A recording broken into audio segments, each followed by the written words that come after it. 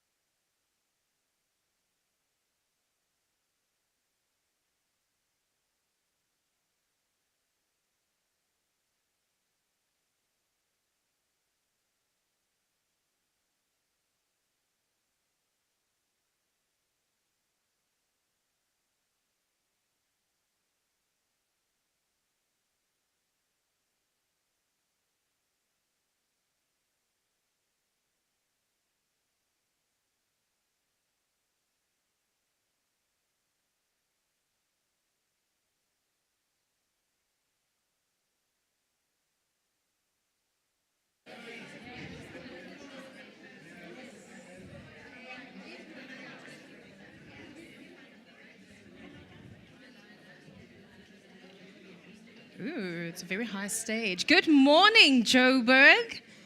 Good morning, ladies. Hi. Happy Women's Month to all of you. Yes, so give yourself a round of applause for that. Oh, indeed. Yes, my name is Mukwena Muloto. I am a corporate MC, I'm a voiceover artist, and I'm also the founder of Brave Voices, which is a public speaking program that helps teens, kids, as well as adults, public speaking skills. So today, I'm super honored to be your MC for the day.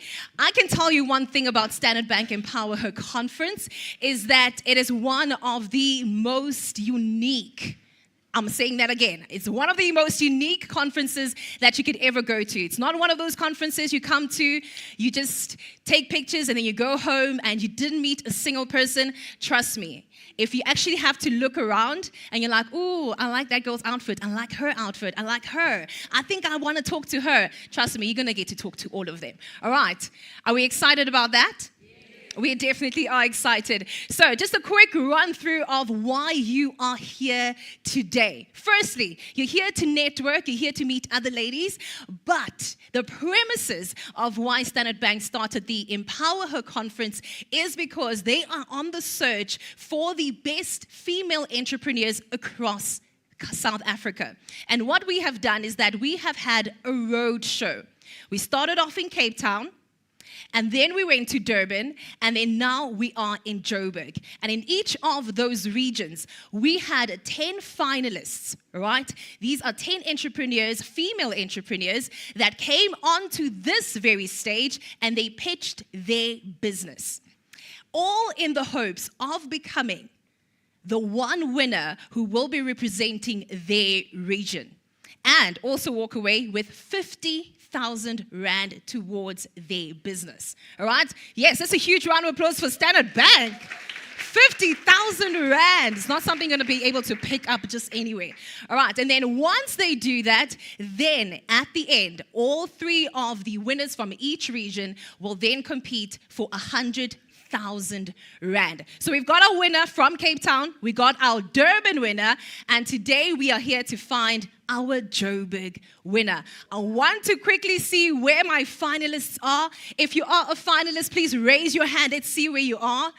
Finalists, they don't want to raise their hands. I'm not going to call you on stage, don't worry. I'm not going to call you on stage. There they are. So what they're going to do just at the end, towards the end of our conference, is that they're going to get on this stage. They're going to pitch their business, and we will get to see who is going to be the one that's going to represent Joburg and walk away with 50,000 Rand. Let's give it up for Standard Bank. And just a quick one, right? Just because we are in Joburg, I want us to sing that song. I think it was Tyler who said it, right? What did she say? Ain't never had a pretty girl from Joburg. See me now, and that's what they prefer. We're going to try that one more time. All right, if you do know Tyler, you definitely know that song. All right, especially if you're from Joburg, you need to know it. All right, let's go. Ain't never had a pretty girl from Joburg. And that's what they prefer. Oh, yes, indeed. That's exactly what they're going to prefer after this conference.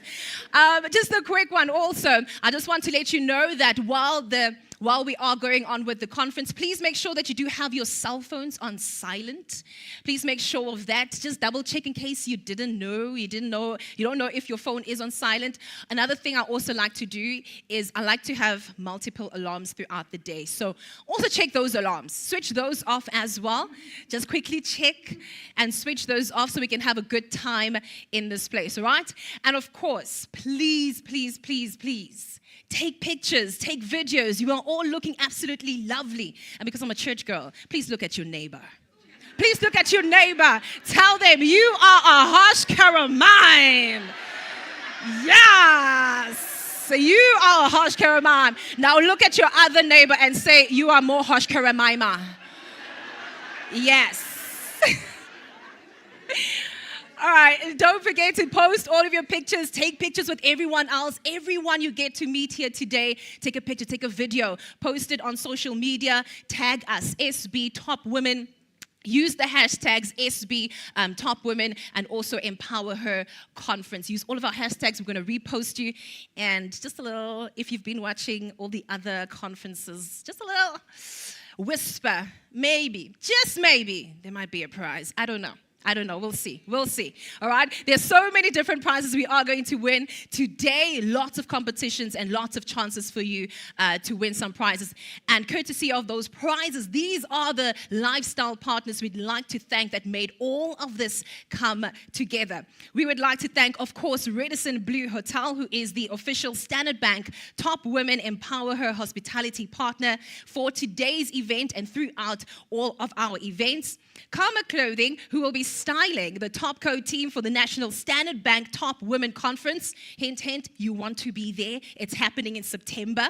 And then, of course, Trenton Nkadzo Wellness Spa, Hestion Organics, Biscoff, Mars, Equilibrium Jewelry, Herbalife, Unilever, Dewdrops, Kayalisha Cookies, Swag Organic Skincare, Color Smoothie. We've got Benefit Cosmetics, the Tailor Made Malts Candles Co., Royal Nuts, Sata Guru Travel, the Melanin House, High Voltage Creation. I mean, there's so many of them.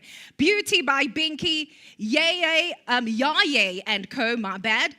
Refresher Trading, we've got Malachi Organics, AK Spa and Events, Pillicent Therapy, Honor May, Color Factory Cosmetics, Quantum Lifestyle, Beauty Possibilities, Coffee for a Cause, CJ Medical Appliances, Her Wine Collection, Skills Train Distribution, as well as Nail Portrium and more. So all of those are our sponsors. Those are our lifestyle sponsors. Can you please give them a huge round of applause? Yes. And like I said, because of our amazing partners, these are the partners that in your goodie bag, you will be getting some of these prizes and some of these goodies from our lifestyle partners. And like I said, competition. So today I want you to pay some attention. Whatever I say might be a clue. Whatever I do might also be a clue. We never know. Okay, you just need to be on the go. You must be here like a Josie girl. You must be here. Definitely. You definitely do want to do that. And then just one quick thing, just before I forget, for bathrooms, you may exit on this door. I believe it's directly right there. Or even if you exit on the other door, you will just find it on my, I'm just looking directly at it. What do we call that? Just directly. Directly. There we go. All right, so now we're going to start off our conference with our keynote speaker from Standard Bank, and this says Stella Parker, is Stella Parker. She is the head and business banking at Standard Bank Gauteng, and she is a leader dedicated to supporting and growing South Africa's entrepreneurs. Stella brings valuable insight into the opportunities and partnerships that help businesses thrive. So please help me in joining onto stage Stella Parker from Standard Bank.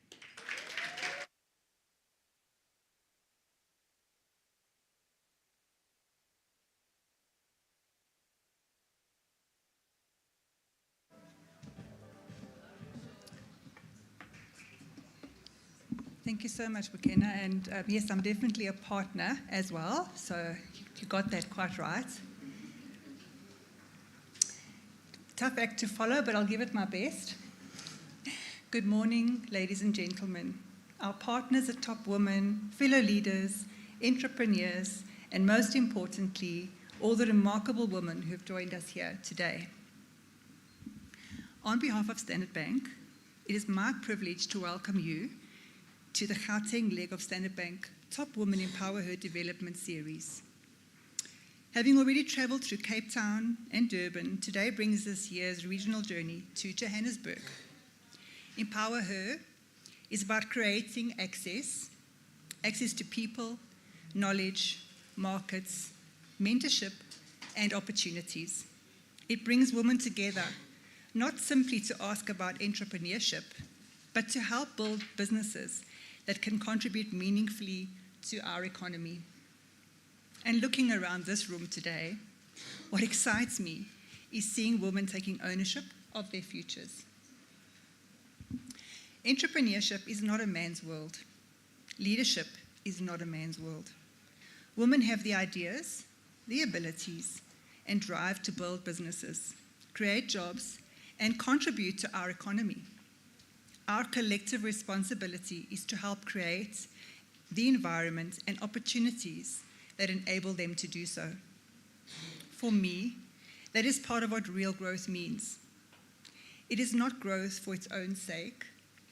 It is growth that creates opportunities, brings others with it, and ultimately contributes to a stronger economy. And platforms like EmpowHER can be where real growth begins. Every business starts somewhere. Perhaps I believe so strongly in entrepreneurship because business was part of my education long before banking was. I started working when I was 13, helping in my father's fish and chip shop. Yes, I'm that little Greek girl from the fish and chip shop. After school, on weekends, and during school holidays. In my matric year, I joined a bank as a casual employee and completed my teller training during my matric holidays. On the 1st of December, 1990, yes, I'm giving away my age, one day after writing my final matric exam, I started working as a permanent qualified teller. I was 17. I could never have known where that first opportunity would lead. 36 years later, after spending 32 years at my previous bank and joining the best bank, Standard Bank, in 2023, I've had the privilege of building a career in an industry that has changed enormously, and of seeing the role of women within it change too. The journey has taught me something I want every entrepreneur today here to remember. Nothing is impossible. Look at almost any successful business today, and somewhere at the beginning was somebody who saw an opportunity. Before the employees, the customers, and the turnover, there was an idea, perhaps simply a dream. But dreams can become realities when we're prepared to pursue them. The first step may seem small at the time, but very often, that is where real growth begins. Respect the journey behind the success. We also need to be truthful about what entrepreneurship requires. From the outside, we see successful company, the award, the expansion, or the big contract. We don't always see what it looks like to get there. An entrepreneur doesn't automatically receive a salary at the end of every month. You have to generate the revenue that pays you and eventually pays other people. When you employ people, that responsibility becomes bigger than yourself. Behind those employees are families and households that depend in some way on the businesses that you are building. That deserves enormous respect. It is why I believe how I got there is a story worth telling. I was reminded of this recently when I met one of our clients. Her business supplies large-scale weighing equipment, including systems used to weigh trucks, and operates across Africa. The CEO is a woman. What impressed me was not simply that she leads a substantial business in what many might regard as traditionally a male environment. It was how she had strengthened the accountability, turned the business around, and earned considerable respect within her industry. That is woman economic practice, woman economic empowerment in practice. It isn't simply about having a woman at the table. It's about what happens when she has the opportunity to lead, to make decisions, build teams, and grow a business. Believe in the dream, but know the business. Later today, some of our entrepreneurs will have an opportunity to pitch their businesses. So what do I look for in a business with genuine potential? Passion certainly matters. You need to believe deeply in what you're building, but passion in itself is not enough. You need knowledge. You need commercial discipline. You need to understand your market and your numbers, and you need to know which risks are worth taking. Every business will hit speed bumps. Failure is part of entrepreneurship. What matters is how we respond, what we learn, and how quickly we get back up. Allow yourself to fail, but learn to fail fast and rise again. Take risks, but make the calculated risks. Find the right partners. Understand the consequences if something doesn't work. Then pursue the opportunity with passion and confidence. And that brings me to something I wish I'd learned earlier on in my career. Do not underestimate yourself. Ladies, we can be incredibly hard on ourselves. We compare ourselves with others. We wonder whether we are ready. We walk into rooms and ask ourselves whether we belong there, particularly when those rooms have traditionally been dominated by men. Looking back, I wish I had spent less time asking, am I good enough? And more time trusting what I already knew I was capable of. So trust your gut. Own your expertise and don't allow somebody else's journey to become the benchmark against which you measure yourself.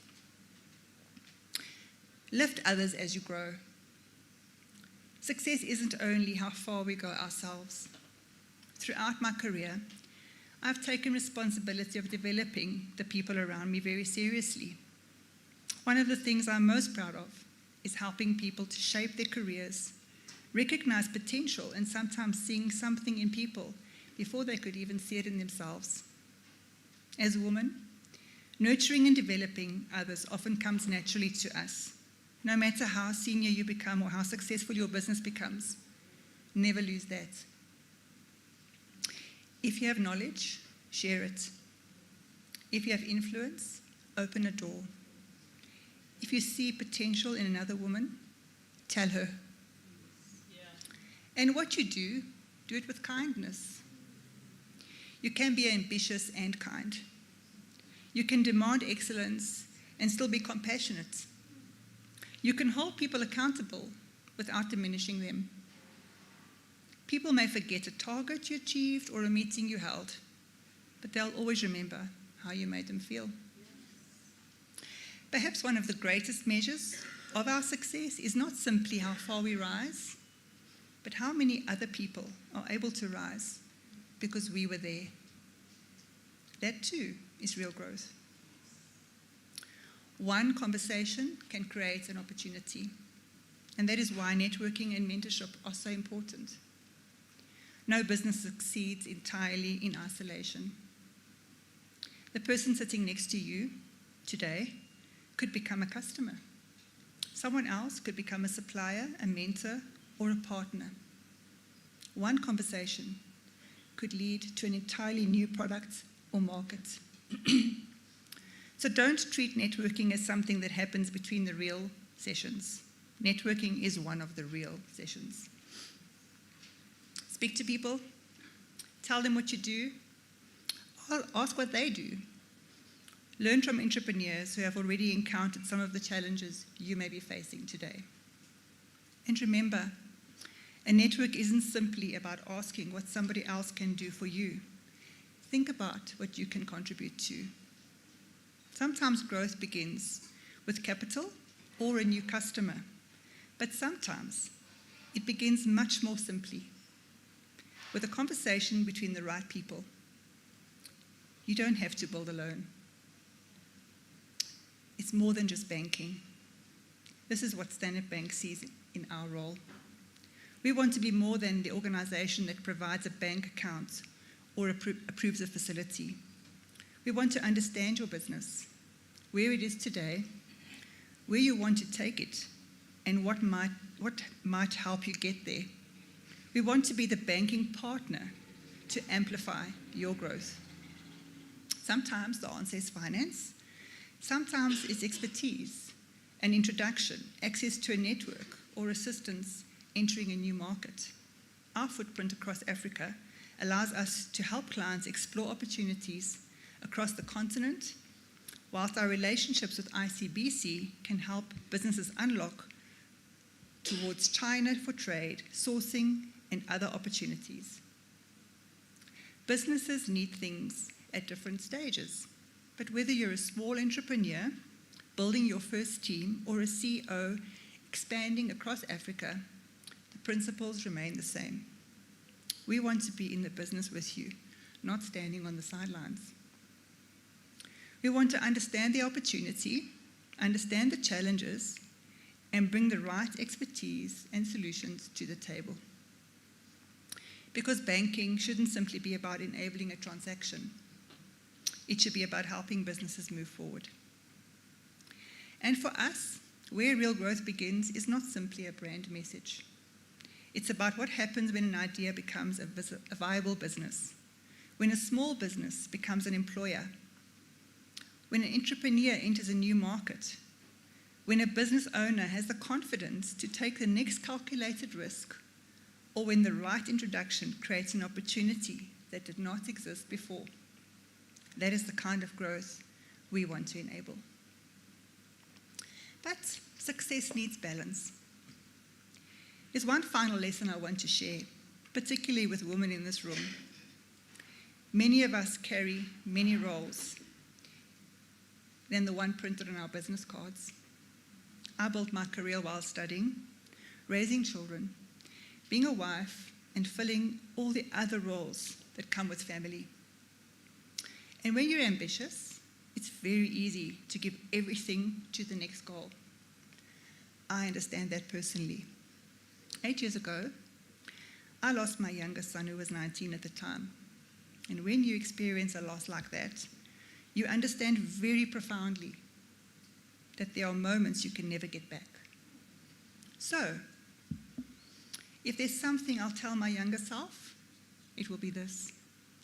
Build a business, build a career, pursue the dream, but be present for your life whilst doing it. Success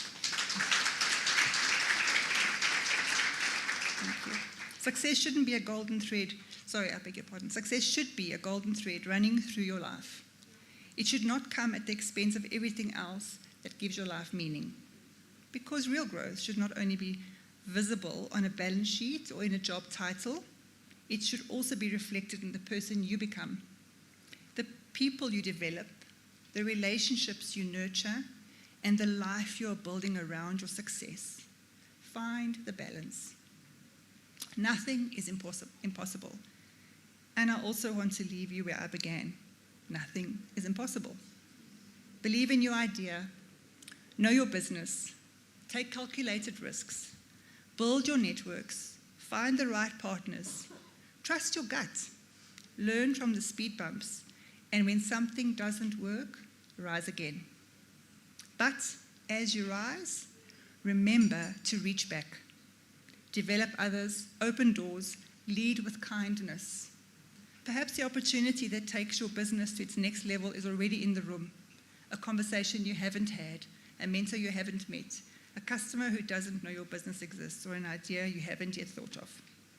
That is what EmpowHER gives us the opportunity to discover. Because when women build successful businesses, businesses grow, people are employed, families prosper, communities become stronger, and our economy moves forward. That is where real growth begins. So, use today well, connect, learn, share, ask questions, open doors for yourself, and when you can, open them for another woman too. Welcome to the Standard Bank Top Woman EmpowHER Development Series in Gauteng. I hope you have an extraordinary day. Thank you.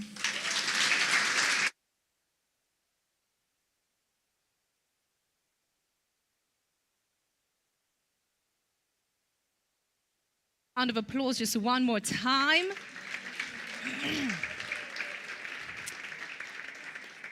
Such a profound message. I mean, there were so many different nuggets. I don't know if I should start from the beginning with it is possible, or I should go to the part where it says that start the business, change the career, do the thing that you've always wanted to do.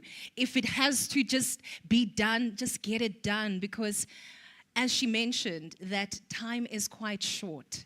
we don't know what's going to happen the next day. You don't know how much time you, in fact, have to actually do the thing that you have an idea of doing. So just do it. And in fact, this room, I will tell you, I've been in this room so many different times for the past 3 years. I've been doing the Standard Bank Top Women Empower Her conference. And one thing I can tell you is that the next woman that's sitting right next to you has a great story to tell. And when you ask the questions, when you're curious enough to ask, what do you do? What does your company mean? How did you start the business? That is where you get the motivation and the encouragement for you to, in fact, go on and do it yourself. So take advantage of today. Trust me, take advantage of today. Well, without wasting any more time, we'll head on to our next speaker, and I like to call her a friend of Empower Her conference. And this is Noni Kubeka, who is the Executive Director of the Gauteng Convention and Event Bureau. Now, Noni is a leader in the Gauteng's business, events, and tourism sector, and she brings valuable insight into possibilities and the economic impact that our province has to offer. Her leadership and experience provide a powerful perspective on how we can create opportunities, build meaningful connections, and unlock growth across our economy. Without any further ado, please welcome to stage Noni Kubeka.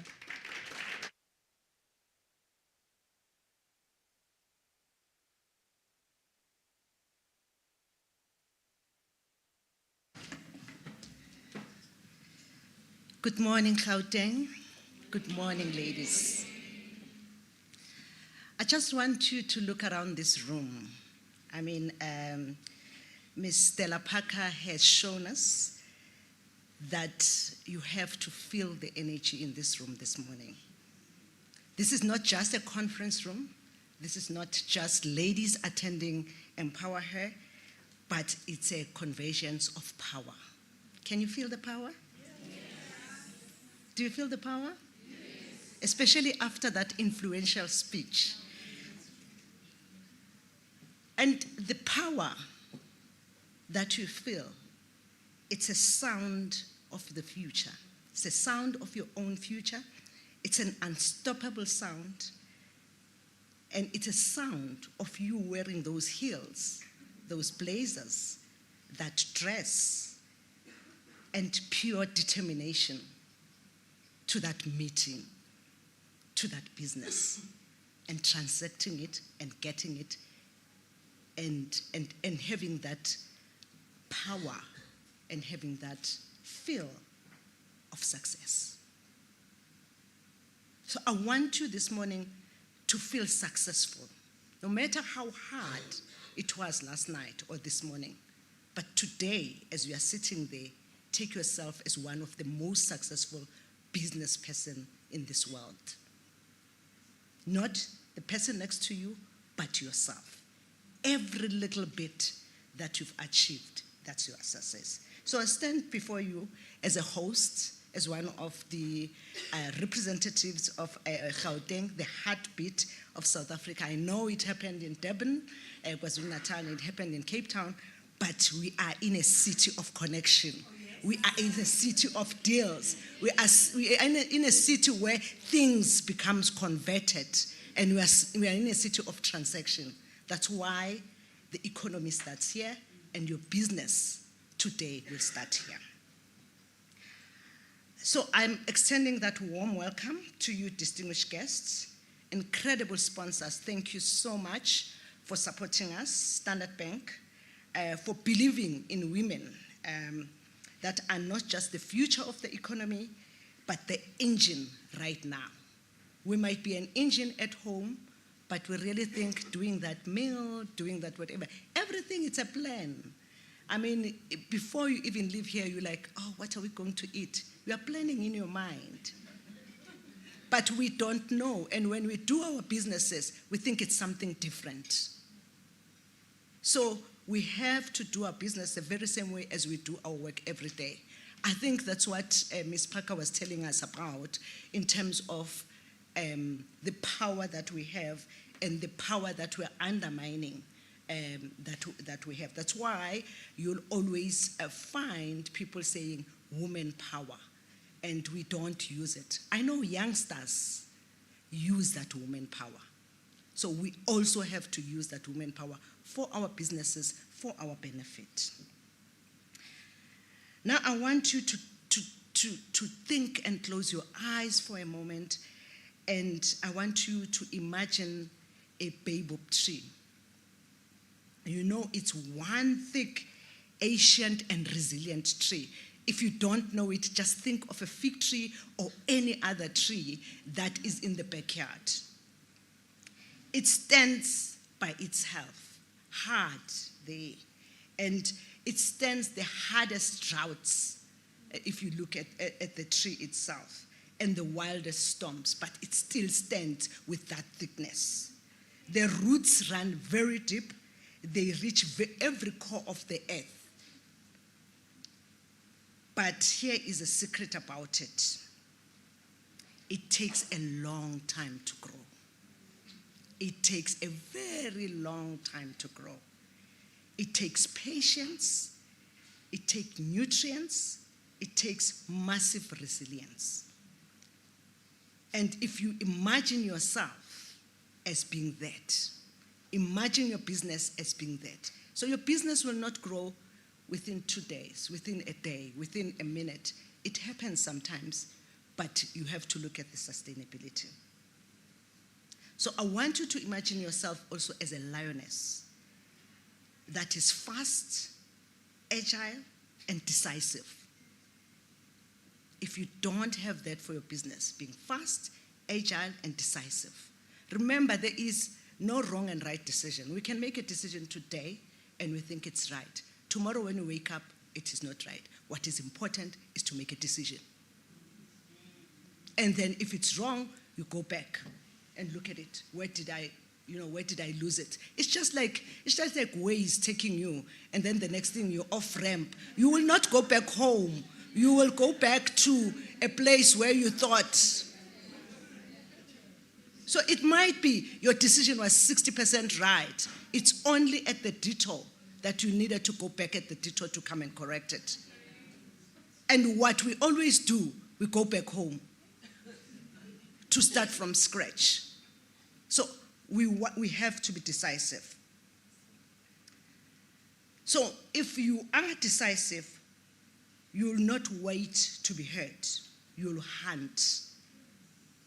And that is what our speaker told us, that today it's your day to hunt. Today it's your day to strategize. Today it's your day to look out for opportunities. So you must protect your business. I want you to remember that you are the lioness and you must be a baobab tree. You are the lioness, you are agile, you are fast, you are decisive, but you are rooted. And if you are rooted, you'll know what you're doing.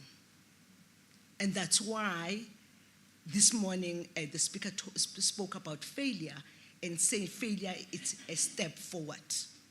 There must be something.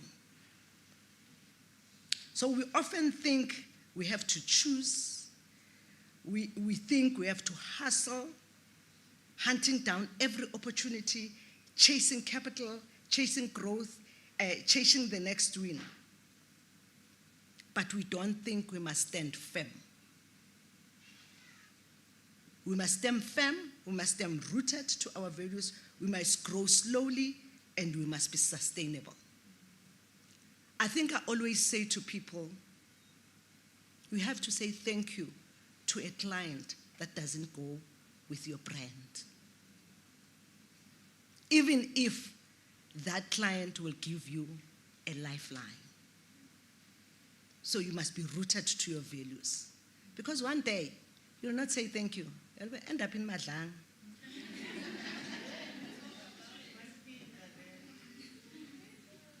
So because you are both, you are a lioness and you are a baobab tree, EmpowHER, which is this particular conference, is not just about teaching us to hunt. It's about deepening our roots while we run. You need to make sure that you deepen your roots while we run. As we look forward today to the women that will be pitching their businesses, the pitching den finals, I want to acknowledge the brilliant women that will be stepping here onto the stage, and we see you. You are the lioness walking in the arena, but here is a lesson for you and for all of us. As you prepare to preach, do not present your business. Please present your vision. I think the speaker that was here said that. Present your vision, because every business in this room started as a bold idea. It was a whisper in the shower. It was a note that you scribbled somewhere in the napkin. But the businesses that survive, the ones that thrive, don't just sell products and services, they sell a movement. They are rooted in the purpose, deep in the storms that make the market topple them. Think of your business as a garden. If you only focus on the leaves, which is the revenue, the profit or the profit margins, you'll constantly be fighting the pests so that they can move out of the leaves. But if you focus on the soil, your mind, which is your mindset in this case. So all I'm saying is that don't focus on the revenue, which is the leaves, but focus on the soil. Focus on your mindset, focus on your feminine leadership, focus on your values, then the fruits will grow naturally. So the mindset is important. We live in a world that tells women to be one of the boys, to succeed, to compete harder, to speak louder, to lead with closed fists. But I'm here to tell you that closed fists don't hold hands. And we are women, we need to hold hands.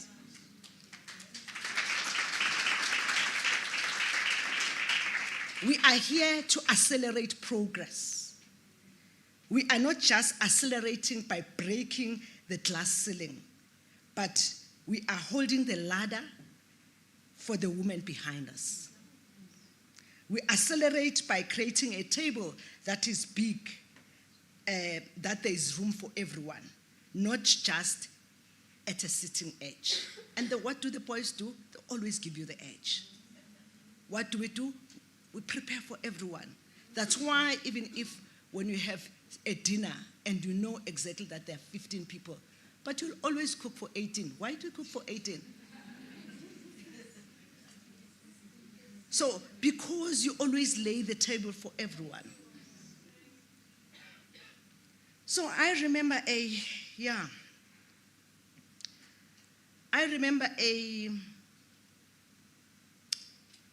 story of a young entrepreneur who was pitching for funding. She was nervous. She wore her highest heels. Why was she wearing heels? To look taller, to give confidence. Because if I come with my flatties and whatever, we feel that, oh, is she serious, She spent the entire pitch focusing on numbers, the logistics, the how. But the investors were just polite, but uninterested. Because she was speaking, remember when they say you have to pitch for funding, the best thing that you do is statistics, what did your business do, and all those kind of things and whatever. And you forget about the inner passion. You forget what draws people to your business more than statistics. We don't say they mustn't be there. They must be there for the judges to look at, but the passion, the way you lay your table, it's important. Then at the end, she took off her shoes. She held it up and said, this heel is is uncomfortable. But I wore it and I thought I would look strong and fit in it. Yet if I had worn flats, I would have stood firmer. I would have focused on the vision, not the pain. So all this time, the shoes were painful. Because we want to impress. She didn't get the funding that day, but she got a lesson. And she came back next year in flats, and she didn't just get the funding, but she got the partnership.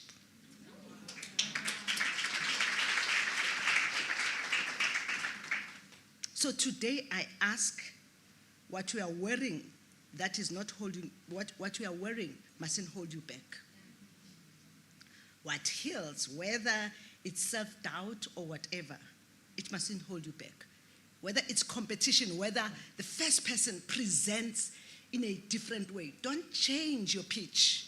Don't change your pitch because that particular person talked about this, the judges asked that and whatever. Keep on standing firm on what you believe in. Because that pitch that you prepared is the one that is going to take you to the next level. The judges might not hear, but somebody here might hear you, and you can get a partnership that is more than winning the den. So stand firm. Because EmpowHER is a force of transformation, the frame allows us to unite strategy, mindset, and feminine leadership. You don't have to sacrifice your soft skills to be hard on the bottom line. In fact, empathy is the new currency. When we talk about EmpowHER, we talk about empower results. And we mean it, and it has proven. Standard Bank has shown you. When women support each other, GDP rises, the economy rises. When we lead with authenticity, companies become resilient. You will actually see all the Johannesburg Stock Exchange-led companies that are led by women. You don't doubt them. Read their financials. You don't doubt them. They're sustainable, they are resilient. When we root ourselves in our values, profitability follows. So it's not as a lucky break, but it's a guarantee that you have to root yourself in your feminine leadership and your values, and that will profit you. So that is why we have to build crucial networks. They are not just networking opportunities where you exchange business cards. They are your trusted relationship. I always say to my team, you can't go to a place and stay in the same table as your colleagues, as people that you know, because you don't have an opportunity to meet new people. And you can't go to a place and not have 5 people that you'll keep in touch for the rest of your life in your business. If you do that, then your networking skills need to be improved.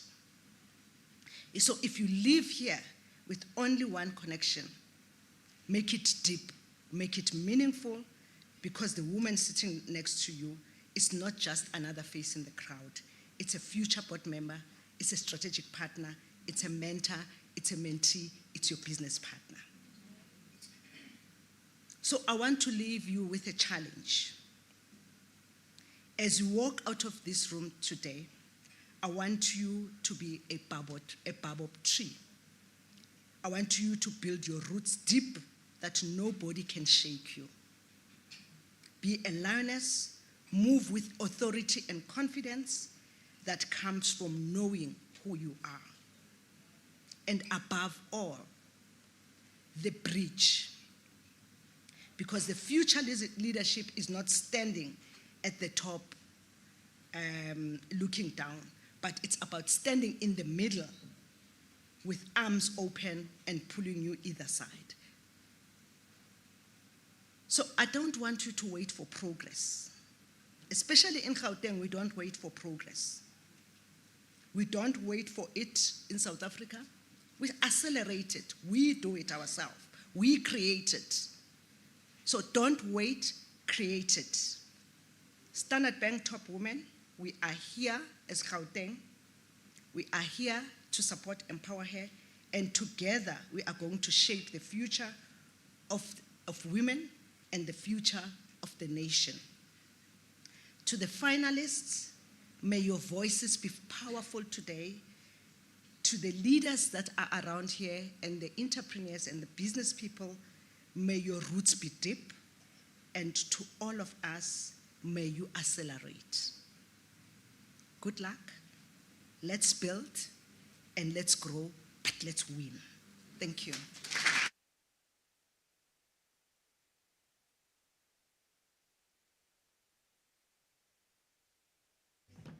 Let's give Noni Kubeka another round of applause. You see why we keep bringing her back. She is a friend of EmpowHER, definitely. And you know, as someone speaks, and she was speaking about the baobab tree, she's speaking about the lioness, I'm a very curious girl, so I went and Googled to see exactly what she means when she said it takes a while. For me, it takes a while is 5 years. But according to Google, a baobab tree takes 15 to 20 years just to flower. Just a little bud to spring up from the seed. It takes 15 to 20 years. However, its lifespan stretches across 3,000 years. So exactly as Noni has mentioned, that we grow deep roots first before we start to see the progress, because we know we're not going to end up gomadlanga. We are definitely going to be generational. That's what we are trying to build. Generational businesses for generational wealth for South Africa, for our families, and for our communities. So let's give Noni a huge round of applause for that. Thank you so much. All right now we are going to journey in someone's story, an entrepreneur that has done really great. If you do follow her on social media, you would know her story. If you don't, well, welcome to Sinovuyo Modliwa, who is the founder of Love Kinks. And she is an entrepreneur with such a beautiful journey and story, and also a powerful example of what can happen when you turn an idea, a passion, and a clear vision into a thriving business. 3 things that have been spoken about today. Her story speaks to resilience, courage, innovation, and the determination to build something meaningful. Well, today we get to hear from her journey, the challenges she has overcome, and the lessons she has learned, and what it really takes to build and grow a successful business as a woman entrepreneur. Please help me in welcoming to stage Sinovuyo Modliwa for a fireside chat. Let's give a huge round of applause. Yes. Come on through. Do you have your mic? All right, perfect. Just join me. On. Oh, fantastic. You're gonna come have a seat right there. I should have worn my flats. Do you feel comfortable in your heels? Very, Okay, she is very. comfortable. We thank God. Lioness. Lioness in the house. Baobab tree. Baobab tree. Yes, there we go. All right, thank you so much for joining us, Sinovu. You look absolutely stunning. Thank you. You look stunning yourself. Thank you for having me. Thank you. All right, so in case you don't know what Love Kinks is, it's a hair brand. And one thing about us ladies, we love our hair. All right, it comes in different sizes, comes in different shapes. We can shift, change it. I like to call ourselves the magicians, because we are definitely magicians. One day you're rocking a weave, next day is an afro, next day it's braids. Like, who are you? Who are you? Exactly. All right, so we're going to talk to her just about the journey of how she discovered and came through Love Kinks and her entrepreneurial journey. So Sinovuyo, let's start from the very beginning. We want to know a story. Whenever we have an entrepreneur, we want to know, how did it all start? How did this idea come to you? My story is very I'd say authentic and there's no like clear start. Yeah. But I'd say so I started talking online and expressing my views around what was happening in the hair care space in South Africa. Yes. What I felt like we were missing, what we weren't getting. And I had just finished my honors research paper. So I was really into research. So anything that I saw, I'd research, I'd find citations and all of these things, and I'd say, based on this paper that said this and this can't be true, or this is true. So I started doing that online. Okay. So what happened is that I found a group of women, very small, well, now it's huge, like 500,000 people, Wow. but it started really small. I think I had like 200 followers. Okay. And we're just talking about hair and like dissecting what we were doing, what could we do, what can we do differently. So that's how it started. And so with this community online, we were discussing hair. I'm curious, what was the thing that you discovered that is missing in the hair care space in South Africa? So my entire business is based on blind spots. So Okay. all the areas that are missing. So each product is based on a particular blind spot. So I'd say how the conversation started was my scalp was really dry. Okay. So my scalp was, there were not so many as we have now, but there were a few options in the market. People were using coconut oil, they were using various things, and I was saying no matter what I use, it was so bad that when I scratched my scalp, sometimes I'd bleed. So Sure. there was a dehydration of the scalp, Yes. and I just felt like with everything that was coming out, it was based on shea butter and all of this, but we were missing something. So, that's how it started. I don't want to spoil it. Yeah, I don't want you to spoil it, but I also just want us to just get a full context of exactly what you are talking about. A lot of has been mentioned today, right? Stella mentioned passion. Yes. She mentioned taking risks. Yes. Now, when it comes to business, we know we have to take risks. What is your biggest risk that you had to take? Oh, I've taken so many risks. Some of them don't feel as heavy as some people view them. Some of Okay. them do feel really hard. So I'll mention two in the beginning. So I am a qualified urban and regional planner. So I did it for 5 years, and I worked as an urban and regional planner for 5 years. So what was happening, I was only availing myself for after hours, after work, and Yes. also weekends. So that's the only time I was able to engage my little community on the subject. So it got to a point where I was like, if I'm doing this 7 days a week compared to the smaller hours that I'm doing, imagine how much more it could grow. So in 2019, in April, I left my career as an urban and regional planner. And I feel like that was such a huge risk, because for every year that I'm not employed as a town planner or urban and regional Yeah. planner, I'm losing the ability to be hireable in that field. Yes, true. And that's what Yeah. I spent so much money acquiring that degree. So the minute I left, I became unhireable. That's true. The legislation changes. Yes. I'm just untrained. Yes. And if I'd go back as a junior, And then so I was like, okay, cool, I'm going to do this. And shortly after, I think my following online, my community had grown to 40,000 at the time. And then I got an offer to be the manager of a big brand called Kantu. I think everyone knows it. In South Africa, I met with the New York office. It was very exciting. And I was offered triple the salary that I was getting as an urban and regional wow. planner in 20. Wow. Well, this happened before I left. This was 2017, 2018. Yes. And I declined it. How, Gil? How much money. crazy. I could have gotten the car of my dreams. You could have. The I could have bought a house. house. Like, And I would've- traveled. Right? And I think at the time, I was also in a relationship where the person had said he doesn't see himself marrying a person that's sort of a hustler. He wants like a person who's more like a corporate lady, who's got a degree, who knows what they're doing. So at the time, it would have ticked all the boxes. Maybe I would have gotten married. Yeah, you could have gotten married, girl. Would have had the ring. So I risked marriage too. Oh my gosh. So yeah, so I those are the two biggest risks that I took in the beginning. So I let go of my career, which is insane. I actually think a group of friends from high school actually did an intervention for me. They were like, you're leaving your job with your degree to go, you're like, you're leaving just to go sell dooks, basically. And I remember I was scared, and my family also had an intervention for me. They were like, what are you doing, girl? But I had deep conviction. Yeah. I had deep passion, and I could see the blind spots. Yeah. I could see them in a way that no one could see them. And people could have said it's a saturated market, but I could see that everyone who's in the market wasn't addressing what I wanted to address. Amazing. I have a question though for Mr. Hustler. How does he feel now? Because now your hustling is paying off. Too busy to know. Too busy to know. We thank you. Yes.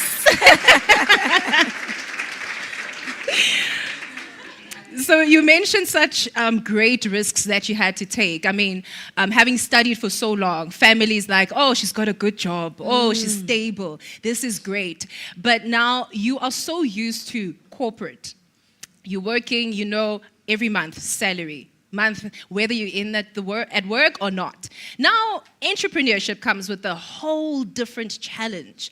How have you been able to overcome those challenges and also just touch a bit on the challenges that you had to face now coming in as an entrepreneur? Okay, so this might not be as risky as it sounded because I'm a person who takes calculated risks. So look, now I've become more risky, but back then I knew that I would never leave my primary income and stability to just see what happens. So I did a SWOT analysis. I've been town planning.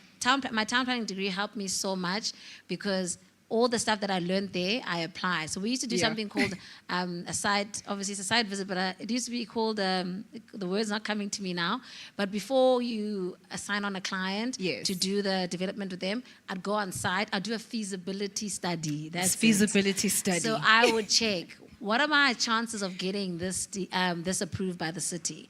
If I remember I had a client who wanted to do an old age home. There was no sewage in the area, there was no water in the area, and the government had released a paper saying that in 5 years they'll build a big enough water treatment works. Yes. And I remember saying to the client, look, they say there's a budget for it. They're planning to do it in 5 years. The chances are they'll do it in 15 years. So are you willing to invest the money now, wait? Because if there's no water treatment works, you can't have the development. So that's what I did with Love Kings. I was like, SWOT analysis, feasibility study, what's going to happen in 20 years? I didn't think very bad years. I just thought, I was thinking maybe 10 years max. And worst case scenario, I could fall back maybe on town planning. So I got a contract from actually one of your sponsors, a 1-year contract from Unilever, which covered my car and it covered my apartment. It was minimum. Nice. I couldn't get a better car. I couldn't get a house. But I was like, worst case scenario, my car, my electricity, my apartment is paid for a year. So that contract, it involved me being the face of, not face, but the influencer for their brands for a year. So whatever product they were releasing that year, I would market. Nice. So there was a calculated risk leaving, but it was only enough for a year. And then in that year, I had to give it my all. 100%. So I gave it my all. I was posting 3 times a day. I was researching my topics. I was posting YouTube, anything, Facebook, Instagram, all social media. I just put myself out there and I gave it my best. So the research, the planning, all came together to help you as an entrepreneur. Yes, so I was doing master classes as well. Nice. So there was one of the first blind spot was information. I felt like people didn't have enough information. Yes, that's true. It's still quite a big.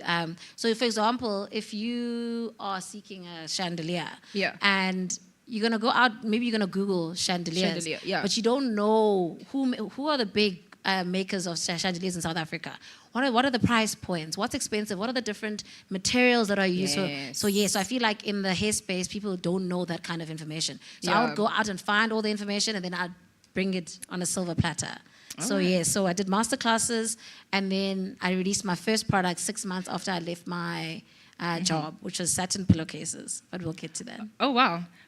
So you speak a lot about researching, and you mentioned that because, I mean, the hair space, I think literally since 2020, it just started becoming such a huge industry, people just tapping into it. And you mentioned that, hey, it's a saturated industry, however, I still wanted to get in. How did you then find your market, all right? And then in finding your market, you say, these are the right people, and then this is how I'm going to grow a successful brand. So this one was I had to give myself to it. So I've spent hours, and I think I've become popular for it. I speak to my followers in the DM.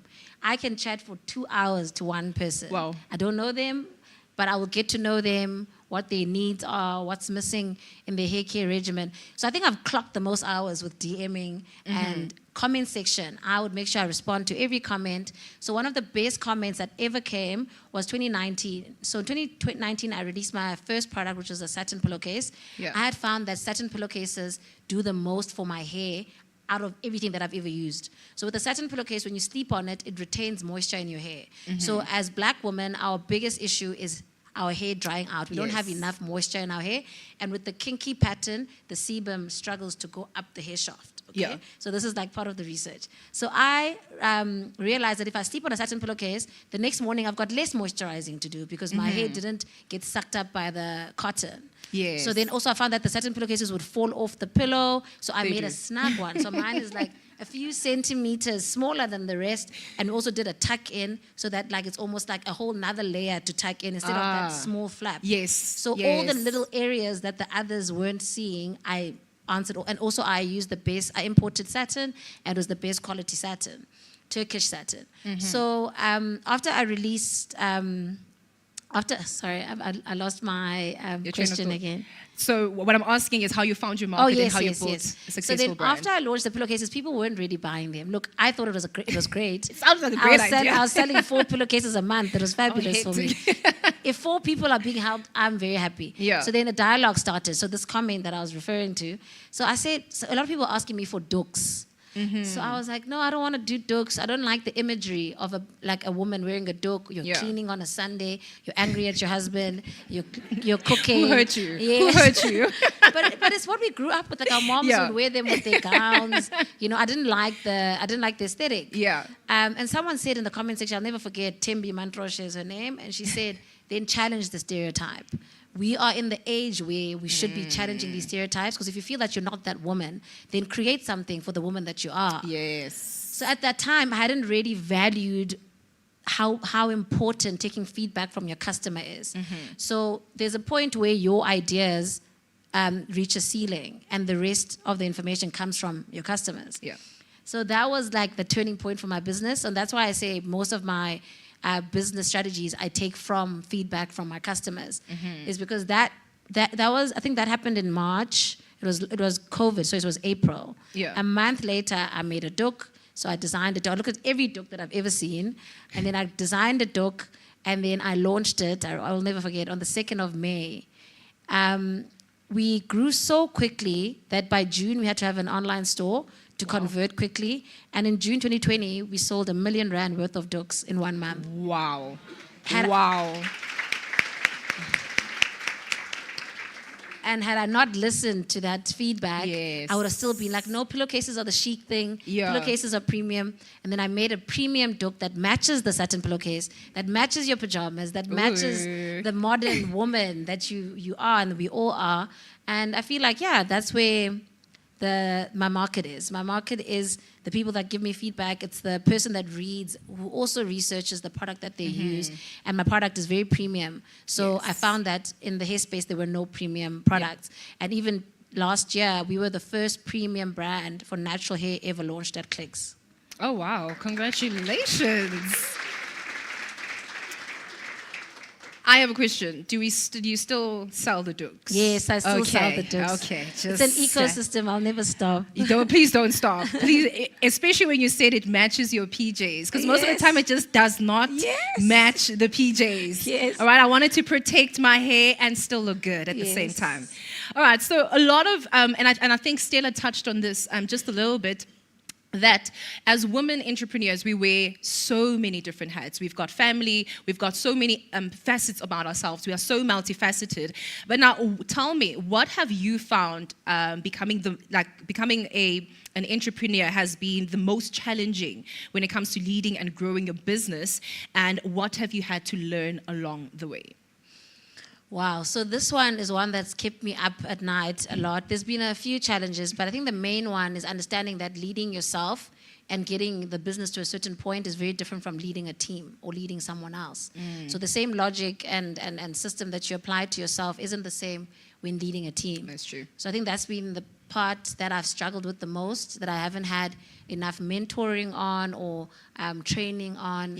And it's not something that I can do by myself. Well, I have to do it by myself, but leading a team, you're expanding. Yes. Yes. So with research, I can stay up till 3 a.m. researching. With suppliers, I can deal with suppliers, pay, get the stuff in. But to grow a business, you need a team. Yeah, 100%. So I had no idea, and I speak fast. I assume that if I've said something, you understand it. Oh, I've cried over this for years. So I think it's my 4th year. Yeah, I started hired my first team members in 2021. It's been 5 years of figuring it out, and I think only this year I'm at my best. Okay. But obviously I still want to improve. So I think understanding how to motivate myself or to motivate someone else is very different. Yeah. How to get stuff done by myself is very different from getting stuff done in a group. So that's been the biggest challenge. Staff, training, leading, conveying what I feel and the passion that's in me and creating that in a team. All right. So knowing what you know now with leading a team, I mean, there might be someone in here who's like, I've just hired. I don't want to go through 5 years. Let me just quickly learn from you right now. So what would you say to them to quickly learn as they are trying to train and hire new staff in their business? The sad part is that there's no quick. There's no quick. The years that it took me to learn is what it takes. Yeah. So you need to be patient with yourself. You need to learn fast. I think the main thing is how to choose the people. So you identify the values that you need. Also people that have experience in exactly what they're going to do. So a lot of what I did in the beginning, I'd be like, oh, this is such a nice lady. She looks like she wouldn't steal. Like I would use my gut feeling, you know? Yeah. But now you need call the references. Have they done exactly what you need them to do? Yeah. Hire slowly, fire fast. So what I do now, I'll first do a contract for a while, and then we'll turn it into a permanent. And I hired an HR specialist who advised me on that. Yeah. So it's hire slowly. It takes about 1.5 years to fully know an employee. So, but then the minute, if someone steals, you have to go through the right processes. Don't want to land up as CCMA.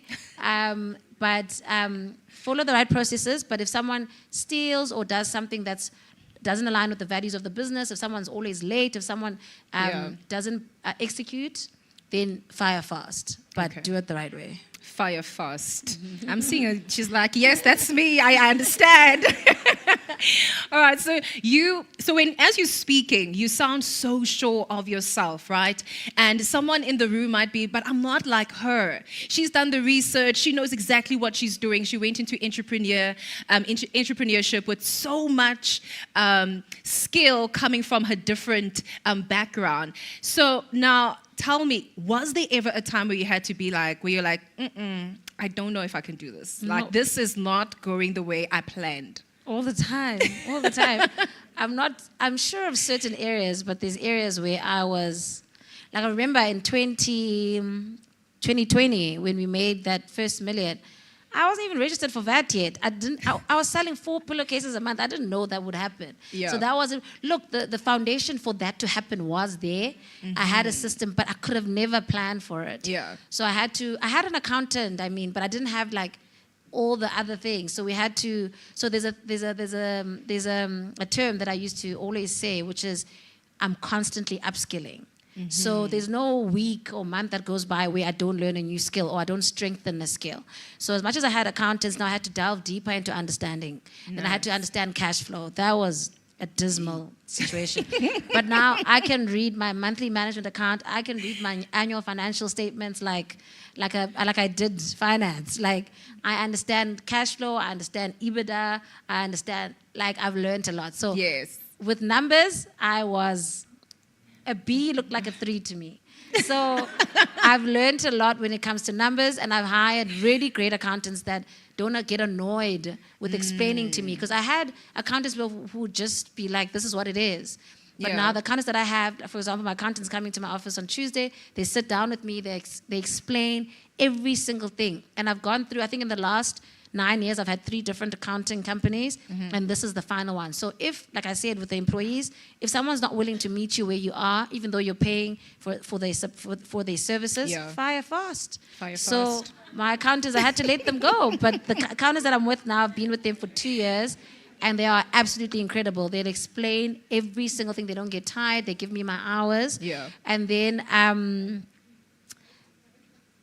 please remind me of the question again. I know I'm on the right track though. Oh, the confidence. Yes, So there the we go. finance I wasn't really good with. Of course, the hiring and the look. Another thing that I've learned: leave things that you don't know to experts. So for the HR situation, I had to hire eventually. Yes. And I remember I got a quote from an HR specialist, I think 3-4 years ago, and I was like, I can't imagine paying this amount a month. And then I did it the expensive way because I suffered so much. Eventually, I ended up paying it 3 years later. Yeah. So hire even the accountants. I was paying less, half of what I'm paying now before. But look, what I'm paying now, I'm getting It's what I worth it. need. Yeah. So get experts. I think in every single thing I do, if I can't do it well, I hire someone to do it. Yeah. So even now with our volumes are getting higher, and if let's say the person who packs orders at the office is sick or they're traveling or they're off for their son or something, I don't want a situation where orders aren't going out. So now I'm hiring a company that's an expert in shipping. Even on the 23rd of December before Christmas, a shipment can go out. Sure. So before we were closing in that period, but now the revenue has to keep going and Has the to. profits have to keep going. So Cash flow. Yes, so literally. So you have to hire people that are experts in everything that they do. So maybe the easiest way, like you said, the quick solution for HR is to hire an HR company. Also get references. For example, don't just hire an HR company online. Yeah. Ask your accountants or ask one of your suppliers that you see has a large group of people working for them. Oh, how do you manage your staff? Using this HR company, can I get the contacts? That's how I got my HR lady. So yeah. Okay. There's a video of yours on Instagram. No, don't worry. Nothing bad. And it speaks around the expensive things that she has to pay for her business. So do go check it out. It's on her Instagram. And she literally lists down the expensive things that seem expensive, but in the long run, they actually do help your business. And of course, like she said, the hiring an HR company will definitely help you with that. All right, so we're now going to just get into just the final question for the day. And I just want you just to, looking back at your entrepreneurial journey. I mean, it's full of so many different lessons, and you've spoken so much about that. What are the mistakes that when you look back, you're like, I wish I did not do that. And right now, if I knew better, this is what I would have done. Oh, so many things. The main one is that I wish I'd networked a lot more. Okay. So I worked in a bubble. I would be in pajamas 7 days a week doing the research. I was stuck in my brain. I wish I had started doing what I do now, which is networking, going to events, going to conferences, just opening myself up more. Yeah. Because I feel like the minute I started having a mentor or mentors, I take input from different mentors, things grew faster. For example, my biggest mistake, I think, was when I launched into Clicks, I missed my biggest opportunity for a big growth moment because I didn't start what I'm doing now early enough. Yeah. Walking into people's spaces and saying, I need funding. I was in London recently. I bumped into the head of something, and then I said to him, I actually need funding for my business. We need to expand, and Clicks wants me to get into 400 stores, and I can't. And he gave me his number. He doesn't even know me that well. So now I put myself out there. Not everything is in my brain. I was out 2 weeks ago, and I was talking about my business, and then the person that we were out with, her sister, has now called me, his sister, and I'm meeting up with her for a coffee next week, and she wants to look at an equity partnership. So I think the biggest mistake was keeping everything to myself, in my mind, overthinking, ruminating. Just speak to people, put yourself out there, ask people for what you want, no matter how desperate or maybe not weak, but I'd say weak you sound. People think that you've got it together, but it's okay to show that you don't have it together. All right, perfect. Such great advice. I mean, we'll take it today. I'm just eyeballing. Stella is still there, by the way. She's still there. Hint, hint. All right, just as a final closing. I mean, Love Kings has grown so much. I mean, you can find it at Clicks across South Africa, not just in Gauteng. Outside of South Africa. Even as well. outside of South Africa, yes. Yes, Right. international. Lesotho, Botswana. Swaziland, Botswana, Yes. Namibia. And then our biggest market outside of South Africa is the UK. So we're acquiring our UK EU license now, and we're going to start shipping. Well, we've been shipping internationally, but we're going to set up a distribution hub Nice. in London to ship that side. Hey! Everything that we have been talking about today. Hey, lioness, hunt. Telling you. All right, so now as you're looking, I mean, we're now going to the UK. And of course, I know that is like, I'm already just, clocking that. It's not the end. So as you look at Love Kings, where do you see it in the next 5 to 10 years? What are the plans? What's the vision? I definitely love a company that's an expert at doing what I'm doing at a small scale. So I want a company that already has the infrastructure for scaling, I would love to sell some equity to a partner that can give this brand what it deserves. Yeah. That can give it better marketing, that can give it a manufacturing. Look, our profits would be highest if we manufactured in-house, but I genuinely just do not have the mental capacity and physical capacity. Yeah. So if a company that's already in manufacturing would acquire a stake in the business and help us with expanding and growing and increasing profits, that would be amazing. So I see myself partnering with an able and willing partner that has skills and infrastructure to grow the business in the next 5 years. I see us expanding into the UK, US. I see us possibly launching internationally, maybe a distribution company like Sephora. I see myself growing the team a lot. I see us I actually have this vision of us like I've actually viewed offices already, even though we're not there yet. But seeing us in a manufacturing like space where we're making the products in house, but slow, and some people sewing in the one corner, some people mixing the serum in one corner. But very imminently is that we're launching a shampoo and a conditioner, and we've done a trademark for a sister company. Well, I think I'd say product line expansion. I'd say. But it's Love Skin. So it's a serum launching in 2 months basically it answers the same blind spots that our hair products answer, which is pure hydration. So we're launching a hydration serum with aloe vera centella for the skin. All right. Big dreams. You just reminded me, scripture just came right to me. Amen. And it's literally just about faith, that faith is a substance of things not yet seen. We walk by faith and not by sight. And the moment you said that you could already see mixing on this side, your team growing, you've already envisioned it. Trust me, it's definitely going to happen. Amen. All right, it's EmpowHER. Thank you so much. Let's give a huge round of applause. Thank you very much. Thank you. Oh, what an amazing chat. What a great story. And I'm thinking, wow. Wow, the woman we have, not only in this room, but in our country, the woman that's sitting right next to you could have just an amazing story as well. So I'm going to give you a chance. Stella mentioned it. She said, network. Noni mentioned it. She said, go hunt. And right now, EmpowHER just said, what I wish I did earlier is network. And I'm going to give you that opportunity to do that. We're going to go out, network, get something to drink, get some refreshments, and then we'll be back right here at 11:30. Thank you.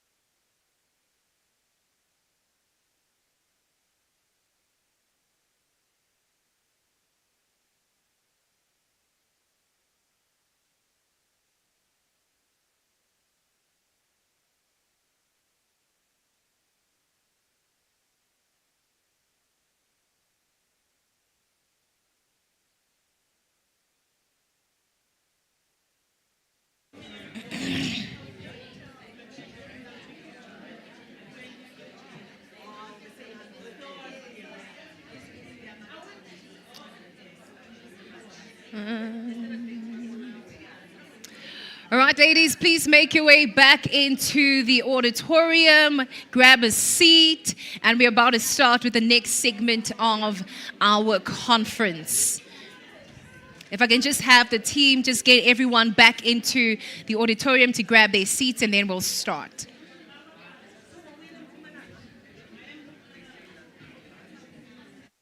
Should I smile at the camera? Such a nice smile. Thank you.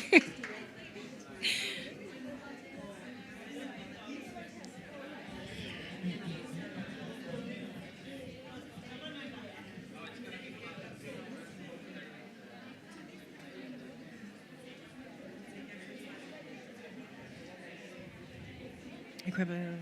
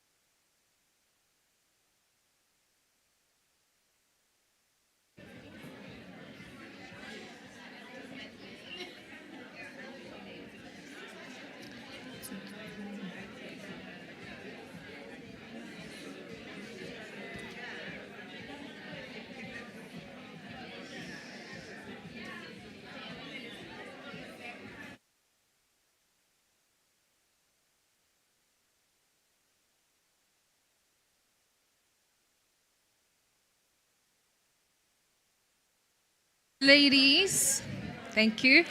All right, ladies, please may we kindly take our seats. I know networking is going very well, but may we kindly take our seats.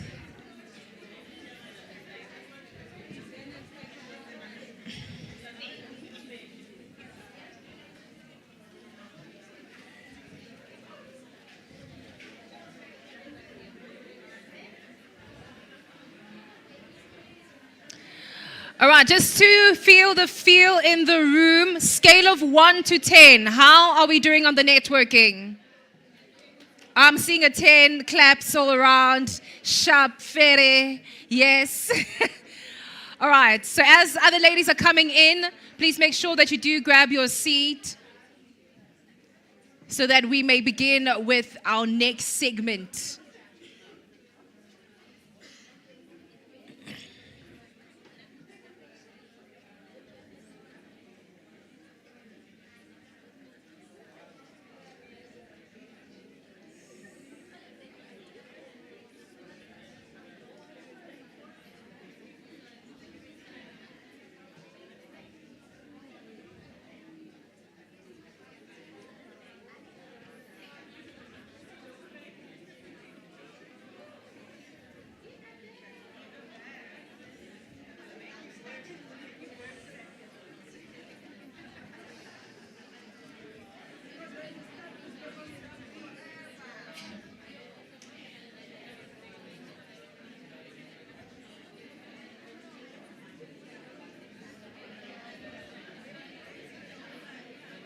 Okay, just some more ladies just grabbing their seat quickly.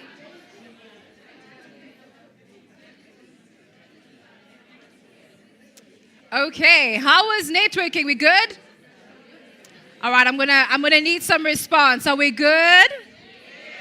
All right, fantastic. Okay, clearly we've taken every single advice about networking quite seriously, because I can still hear people still talking, people still networking, which is great. All right, because the next segment of our conference is our fast track networking. And one of the best skills that you could ever have as a communicator is the skill of listening. And I'm saying that for a reason. All right? But before we get into fast track networking, I just want to quickly make an announcement to our finalists. Finalists, please do remember that during lunch, please come. And so you can get mic'd up and just give you a quick briefing of how the pitching den is going to work. So during lunch, please make your way right here to the sound section, and we will give you a quick brief of how it's going to work, and also just let you know how you're going to be mic'd up. And then another thing with regards to the pitching, please make sure that you also do have your PowerPoint presentations. If you haven't sent them yet, please make sure that you send it to Claire. I'm sure you do have her email. Please send it to Claire just before, like right now, during the networking session. Please make sure that that is already done. So when you get here on stage, we are all prepared for you. All right? Finalists, we good? Okay, one finalist, we're great. Okay. All right, so now we'll move on to our fast track networking. And how it's going to work is basically we are creating this room to be a networking room. All right? We don't want you, in case in this session, right, you did not talk to anyone. This is a session where you're going to be forced to talk to anyone. All right, anyone you see, anyone you've spotted that you might want to have a chat with, tell them your story, tell them what you do and how you would like to partner with them, or whatever your conversation might be. But all I want you to have is a conversation with at least one person. If it's not one person, maybe 10. But at least one person. Walk away with one good conversation with one person. All right? Okay, so how it's going to work, we'll break it down into 2 sections. So we'll have 25 minutes for each section. Okay, so at the end of the first 25 minutes, my sound guys, you'll hear this sound, which is going to come right now. And as it comes, just remember, that's the sound. That's the sound you need to be listening out for. So that we actually, there it is. Yes, so that beautiful sound. Can we just do it one more time? Yes, that beautiful heavenly sound. All right. Hallelujah. All right. So once you hear that sound, we are moving into the next part of our 25 minutes. So you have another 25 minutes. So what I want you to do right now, I want you to have a good look at the people that are sitting at your table. Just look at them. You know, don't be shy. Get some eyes. Look at them. You see them? Are you clocking who they are? Yeah, okay. All right, so those are the people that you shall see no more. Basically. All right, so what I want you to do is the people that you're sitting with now, chances are you've already had a conversation with them. So I want you to hop onto the next table and find a lady that you have never spoken to today. Did not even say hi, you didn't even compliment her today at all. Okay, I want you to go to that person and tell them your story. I'm going to give you your 25 minutes. Not yet, not yet.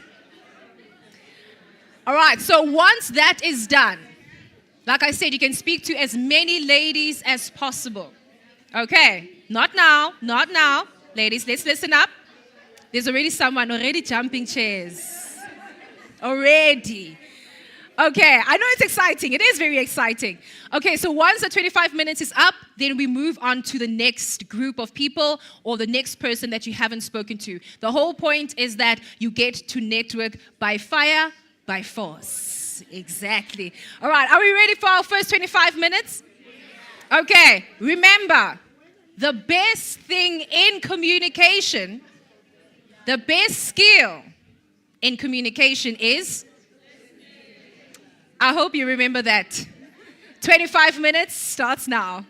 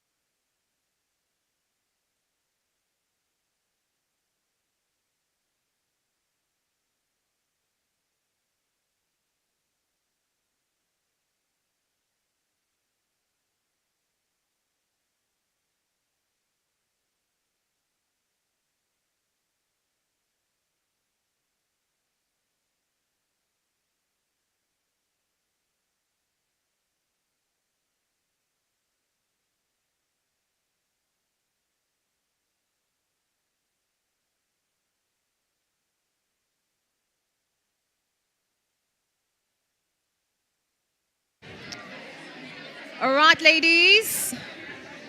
Just your quick attention. Ladies, you don't have to take your seat. All I'm asking is just that we just be mindful. Okay. All right, we're going to move on to the second session, 25 minutes again. I'm going to remind you again, the best skill in communication is listening. There's a reason why I'm saying that. But anyway, 25 minutes, and then we'll get into the next part of the event. Continue.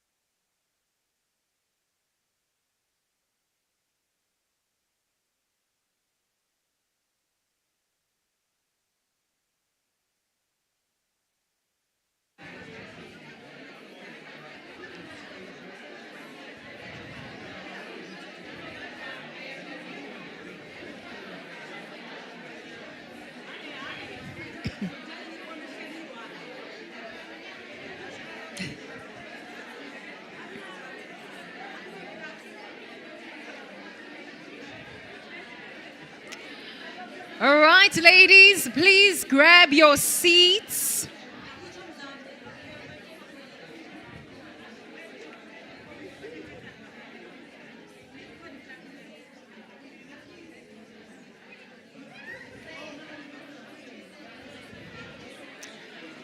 Ladies, please grab your seats. I know the connections are meaningful.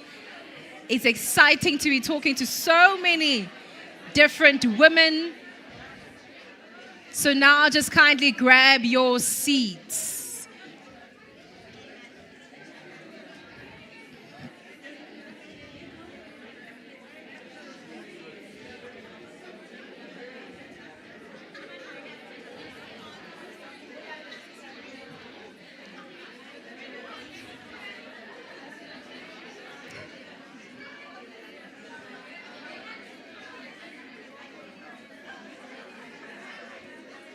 We can still take pictures after. Hi, Bo. Let's quickly grab our seats, please. I don't have 2 minutes. Okay, we'll have all the time to continue networking. This is not me stopping everyone. Okay, I'm not stopping you. You will still see them. They are not going anywhere. All right. How many people have had 10 conversations with 10 different ladies? 9, 8, 7, 6. Okay, we've got hands there. 5. Okay, 4, 3, 2, 1. Very meaningful conversation. Let's see. If you had like a good, there we go. All right. I hope you guys enjoyed that section. It was amazing, right? It's always so great. So if you came in here thinking, I'm not going to network, I'm just going to be shy, I'm not going to talk to anyone, well. What a story you gonna tell. Okay, so in the beginning of the Fast Track Networking, I said something. I said that one of the best skills you could ever learn in communication is 100%. So I really hope you were listening.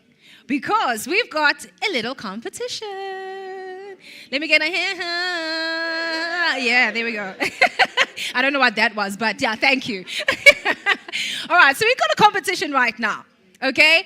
And what I'm going to do is I'm going to ask 2 ladies to come up onto stage. Not now, wait. Let me just explain everything. Let me explain everything. To come up on stage and do a pitch. However, it's not going to be a pitch about yourself. It's going to be a pitch about someone that you have spoken to. So you're going to tell us who they are, what they do, and you're going to pitch their business as if it was your own.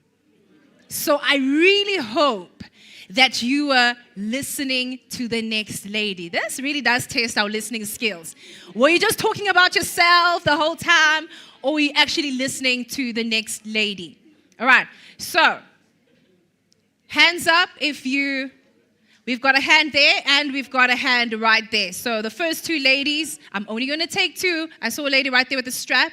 The lady right here, yes, with the blue, I think it's blue, honestly. That's you, honey. So please come on up. Give them a huge round of applause. Just want to make sure that I do have my mics. Can we have a mic? Thank you. Thank you very much. Okay, as they're coming up on stage, remember, they are going to pitch the next lady. You're going to tell us their name, their company name, and what they do. Okay. And I hope it's not someone you came with. No. Okay. All right. The mic is on. 1, 2, 1, 2. Okay. It is on. Introduce yourself. On my phone. Because obviously we were... Were you listening? Yes. No. Okay. Do I say her name or my name? Say your name, say her name, and then when you mention her name, I would like her to come up. Okay. Good morning, ladies. You all look gorgeous, firstly. I'm Minentle Malo. And the person I'm going to pitch about, it's called Twa. It's a true organic skincare product. All right, let's welcome. And her name is Matilda. Matilda, please come up on stage. Come through. Okay, now all you have to do is tell us about Matilda. So the business basically focuses on skincare products. So the business has lip balms. It also has face wash. It has lip scrub. You know, as ladies, we need lip scrubs. So yes, someone say, oh yes. So it has lip balm, so it will make your lips to be soft. And then after scrubbing with the lip scrub, you can use our lip balm. Our lip balm will keep your lips moisturized and very well. So do check it out. We are currently in the process of igniting the website as well as the social media platform. Website, check it out. It's already up and it's only online for now. And then after it will also go to the stores. Thank you. Thank you. Thank you so much, Minette. I like the fact that she said, we have a website. Okay. All right. Please let us know who you are and then call up the lady that you had a connection with. Hi, ladies. My name is Dikeledi Moabelo. I am from Moabelo Enterprise. As an umbrella, we have agriculture and also beauty. I spoke to Gifenze Maringa from Color Factory. So, yeah, she's assistant because I'm also in beauty. Yes, girl. Come on through. So what caught me in our conversation is that she is manufacturing foundation for dark-skinned girl, and she got inspired by herself. That every time when she went to stores to look for melanin, it's always a problem. It's either it's a lighter shade or more it's not balancing. The things are not balancing. So she got inspired by stuff, and then she decided to change my gear, and then create it for other women. So I saw from mine because we have more lighter. We don't have that dark. So she has that dark, and it's beautiful, and we're going to work together. Yes. Well, thank you very much, Thank you so much. Lady. You have a beautiful voice, by the way. So commanding. My goodness. All right, so you see what happens when you listen. You listen. You guys did such a great job because it sounded as if it's your own businesses. Huh? You guys did such a great job, and for that, you guys get some prizes. All right, so all four of you will be walking away with some prizes. All right, there we go. So these prizes are from Yaya & Co. We've got Jude's Rhyming Grind, Malachi Organics, as well as Beautiful Possibilities. Congratulations, ladies. All right, thank you. May exit the stage.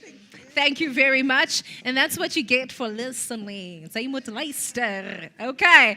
All right. So right now, I'm hoping that we are good for lunch. All right. We are good for lunch. So lunch will be on the 13th floor at the restaurant. So you'll take the lift. All the stairs. I mean, we're on the 12th floor, aren't we? We are. So you can take the stairs or you can take the lift. It doesn't matter which one you take, but it's going to be on the 13th floor. And then just a quick reminder to my finalists. Please make sure that in this time, just quickly make sure that you do have your PowerPoint or presentation, and then just a quick briefing on getting mic'd up and how that's going to work. And yeah, and I hope you guys are ready and have an appetite.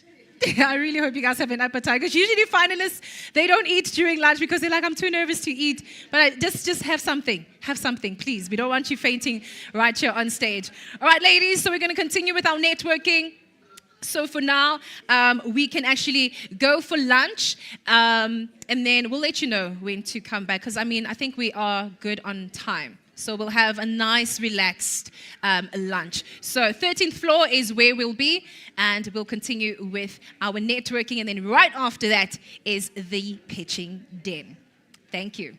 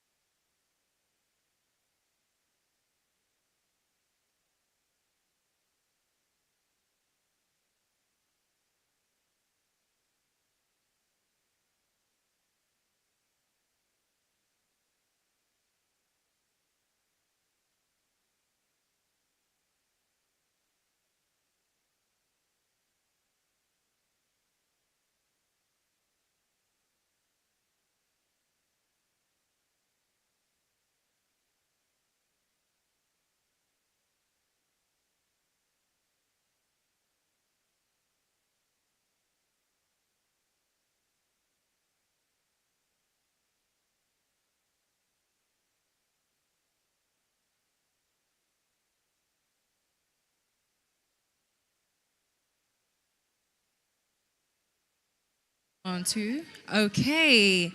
All right, ladies, are we good? Do we have a good lunch? Do we get some dessert? If you didn't get dessert, eish. All right, we're about to get ready for our pitching den. I just want to make sure that everyone is back. There's no one in the foyer. If you can hear the sound of my voice and you're in the foyer, please come back. We're about to get ready for the pitching den. Our judges are here. They're already mic'd up. And our contestants, our finalists are also here. They're already mic'd up and ready to go. We just want to make sure that everyone is in the room. All right. Are we ready for another competition? It's okay. If we don't want another competition, it's fine. We can move on to the pitching den. Are we ready for another competition? Okay, so this is what I like to call my Oprah moment. Yes. You get what? No. It's not going to work like that. It's a different one. It's a different kind of one. Okay, so what I'm going to ask you to do right now, and this is why I'm hoping people are back. And if they're not back, take advantage of the next chair that's in front, that's next to you, okay? I'm giving you full permission to take advantage of the next chair. So what you're going to do, already. Give me a chance. I really prepared. I read my notes. I want to read my notes. All right, so what you're going to do right now is I've got 3 lucky numbers, right, under your seat. So in 5, 4, 3, 2, 1, look under your seat, look under your friend's seat if they're not there. Take advantage of it. I'm looking for 3 numbers under the chair. Someone can also look under my chair. Maybe I won.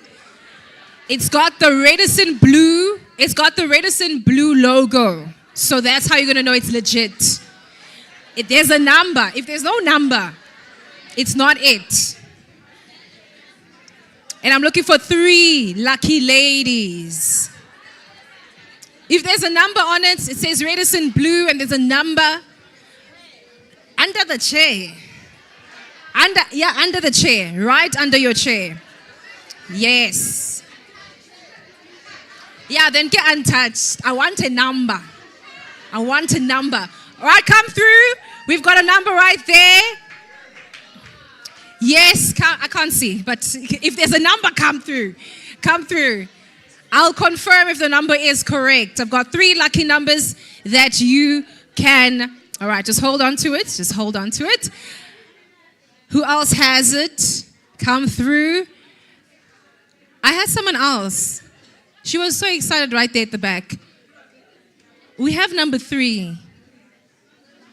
You guys want to look again? Okay. All right. It's not going to be under my chair. They know I can't win. All right. Okay, so while you're looking for number 3, let's see if these numbers are correct. We've got number 7 and number 15. I am not going to tell you number what else. Number 7 and number 15 are our lucky numbers. We're looking for 1 more. So basically, can you just give me, ladies, can you just give me one of yours so we can see what it looks like? So it's one of the, what do you call them? The coasters, yes. And it has a number, but it's under your chair. I hope it didn't fall off. I really hope it didn't fall off. You want to try? Is there a number? What number is it? Okay, there's no number. I'm not going to tell you the number. Someone might write it. Is it not a number? What is it? Hey, Ganti. Let me see. Show it to me. How is that not a number? I said. Oh. I didn't say. No, you said it there. I can't see. Okay, you're actually the number that I'm looking for. So come through. Yes. All right, come on stage, ladies. We've got some prizes for you. All right, this is courtesy of Pelicent Therapy, Mind and Body in Motion. You are walking away. Please come on stage. Come through. I'm here to give you your prize. So we were looking for number 7, number 15, and number 99. Yes, she said it's not a number. All right, so courtesy of Pelicent Therapy, we are giving you a gift voucher of 500 Rand each. Yes, it's Women's Month. Go and spoil yourself. Congratulations. Thank you so much, ladies. I'm sure they want to take a picture. Show them your prize. Show them your prize. Show them your number.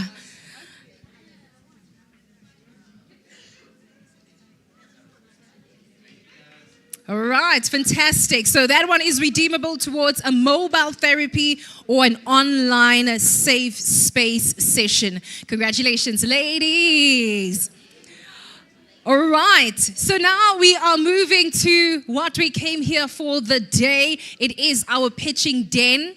Our finalists are here. They're already mic'd up. They've got their presentations ready. And I'm hoping they are also ready. But we'll find out once they get onto the stage, all right? Okay, finalists, ladies, attention please. Thank you. All right, so here's how it's going to work. Pitching den is pretty simple. So the ladies are going to come onto stage, and once their name is called, they have 3 minutes to pitch their business. So they'll be using PowerPoint, they might just be speaking, whatever the case might be, you only have 3 minutes to pitch. Okay, so as soon as you hear this sound, which is going to come. Oh, so nice. So nice. So once you hear that, at least it's not a buzzer that's going to scare you off. So once you hear that sound, you know that your time is up. What I want you to remember is if you are mid-sentence, if you're still speaking, finish your sentence. But kindly do not start a new sentence. Okay? The judges will be here. They have 5 minutes to ask you questions and for you to answer. All right, so when it comes to judges, one thing I'll always say is they will ask you questions based on your presentation and also based on the things that they did not hear from your presentation. Okay, so if in those 3 minutes you did not finish what you wanted to say, trust me, the judges are going to ask and cover that. And you'll have the opportunity to cover whatever else you could not cover in those 3 minutes. But 3 minutes, give it your best. This is your time to shine. The ladies here, you've met them. They're such a great vibe. So they are going to be cheering you on. So you don't have to worry that, oh, it's going to be a silent crowd. Trust me, we're going to be cheering you on all the way. So don't be nervous. You're going to do very great, okay? Your time is going to be right here, and you'll be able to see it. Are we ready? Okay, last thing, we do have our clicker right here. Please make sure that you test it out. Just go front, go back, just to see if it actually works for your presentation. And then you give me a nod, and then I'll let you start. All right, so I'm going to say, ladies and gentlemen, or I'll say your name. Your time starts now. And once you hear that, then your timer is going to start. We good with that? Are we ready to meet our judges? All right, so these are our judges. We got such phenomenal ladies that are going to be helping us out in choosing who is going to be walking away with 50,000 Rand towards their business and walk away with the title of Standard Bank EmpowHER Conference Joburg. And they're going to be representing Joburg in September at the Top Women Conference, where they are going to pitch once again, but now in competition with the winner from Durban and the winner from Cape Town, all in the hopes of becoming the Top Women EmpowHER Conference national winner. And she gets to walk away with 100,000 Rand. Let's give Standard Bank just, another round of applause. Yes. Okay. So now I want you to meet our judges. Judges, remember, I believe you all are mic'd, so there won't be any mics right here.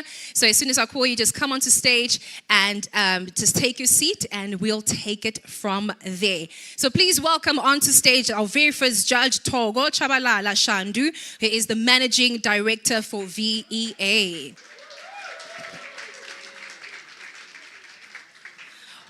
We've also got Lebu Jane, who is the manager for premium and growth segments from Standard Bank. And joining us once again as a judge, Lagani Govender, the head enterprise banking for Standard Bank Gauteng. And from VaxoWave, Kume Luvani, who is a co-founder and executive director of VaxoWave. And then last but not least, you've heard from her earlier this morning. Her name is Noni Kubeka, and she's the executive director for the Gauteng Convention and Event Bureau. All right. Thank you very much, judges, for joining us. How excited are you for the pitch? Very. We're very excited for the pitch. Okay. So the judges are ready. They're ready to hear from our finalists. Are we ready to hear from our finalists?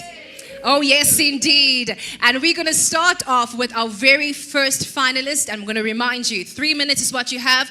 Clicker is on the podium. If you want to stand on the podium, you can do so. If you want to move around, you are more than welcome to do so. Then 5 minutes will be given to the judges for any questions as well as answers. All right, so our very first finalist joining us on stage to give her presentation and her pitch. Please welcome to stage Koketso Zandile Mohashwa from Naleko Digital Solutions.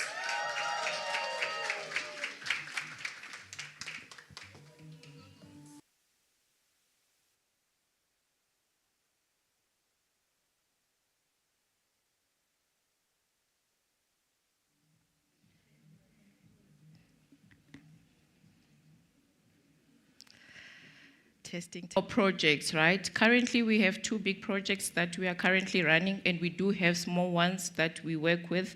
That's where we get to place the interns, the juniors that we get to train with.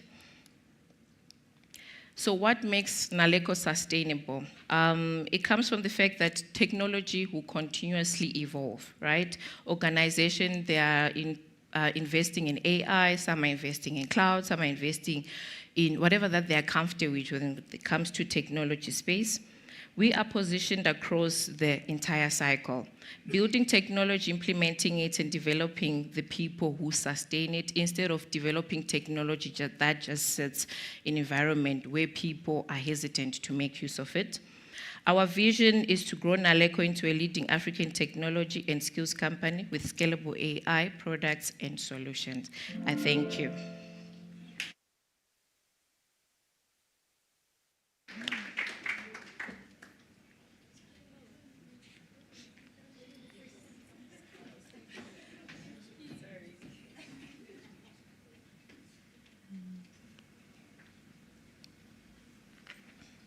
Okay, I can ask the first question. If you had to win the 50,000, what would you use it for? How would you expend that funds? So if we are to win that money, we would invest it into the juniors that we are doing knowledge sharing. So we will buy laptops, and also we believe in wellness and team building and everything, empowering them. So we would invest it in that as well. Okay, from my side, I didn't hear anything about the business growth from when it started in terms of your revenue, your profitability. If you can also share that with us. Okay, so when we started in 2020, it was just us, the 3 ladies. And then our growth started in 2023. That's when we started hiring the juniors, and we also started collaborating with other senior consultants. So we're a company of 20 plus people. Our revenue in 2026 was 4.46 million, our annual turnover. And in terms of growth, we're working towards having at least 2 cohorts per year, because we realize that as much as we want to work with senior consultants, we still have a gap within the young talent, right? So where we come in is we balance a senior consultant and a junior consultant. So we have a mentee and a mentor, so that they partner up on the project that they'll be working on. So our aim is for us to say, as much as the senior consultants are billing, they need to train the young ones so that as well they get to start billing and start generating income for the money, so that we get to grow and hire more cohorts and so forth. So that's the structure that we currently have in our organization. Okay, thank you. Cool. You spoke about products and solutions that you currently have, but what makes your company actually be unique from a tech perspective? Okay, what makes us unique? Because a lot of companies are here doing technology, right? And the young ones nowadays, everyone is like, what do you want to do after university? Everyone is pushing them towards do tech because there's money, there's opportunities and everything. So what makes us different is, from a product perspective, we offer CRM, and then we offer custom development. From an AI perspective, is something that we just recently started because we realized that as much as you can invest in cloud, as much as you can invest in custom development, we can't run away from AI. So we need to incorporate AI in everything that we do from a tech space. And it's also good for us to empower the people around us that AI is not there to take your jobs and everything.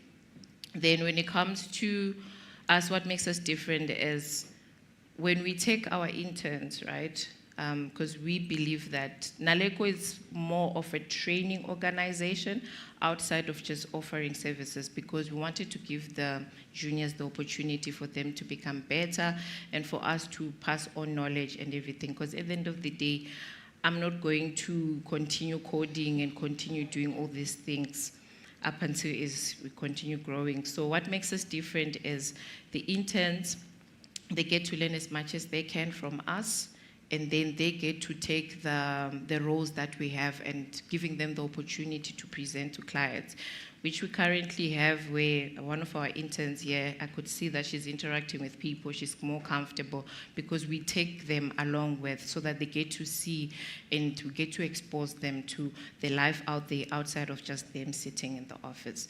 So I believe that's what makes us different. Cool, thank you. Thank you. Okay, lastly, on my side, how, in terms of competition, how do you measure against other digital solution companies? And as you say, you are unique. So how do you measure yourself? It will be beautiful one day to be like the big 4 consulting companies. But at the moment, we look at the consulting companies around us, right? We also don't believe really in competitors. We believe in partnership. So, for example, if I find that there's a consulting company that's offering almost the same services as us, I try to understand what is it that they're offering, what is it that they do, and if they have any lack of knowledge or consulting or anything within their space that we can offer. And also on our side, we do get projects where we need to outsource some work and everything. So I wouldn't call it that we're here to compete, but for us to partner up to make sure that the technology that we're providing to the organizations out there, it becomes the best, instead of us just being a small portion and then the other company brings the small portion.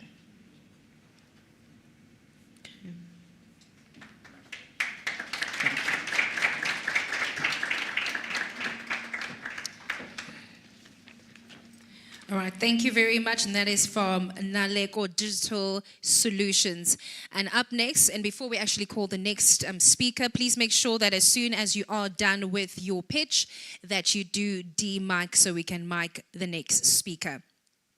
All right, now pitching in our next one is Preeti Kubanyane at EmpowHER app.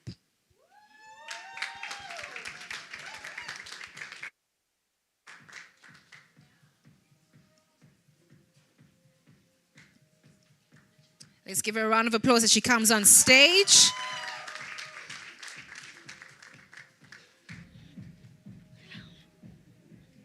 My audible, okay. All right, Preeti, your time starts now.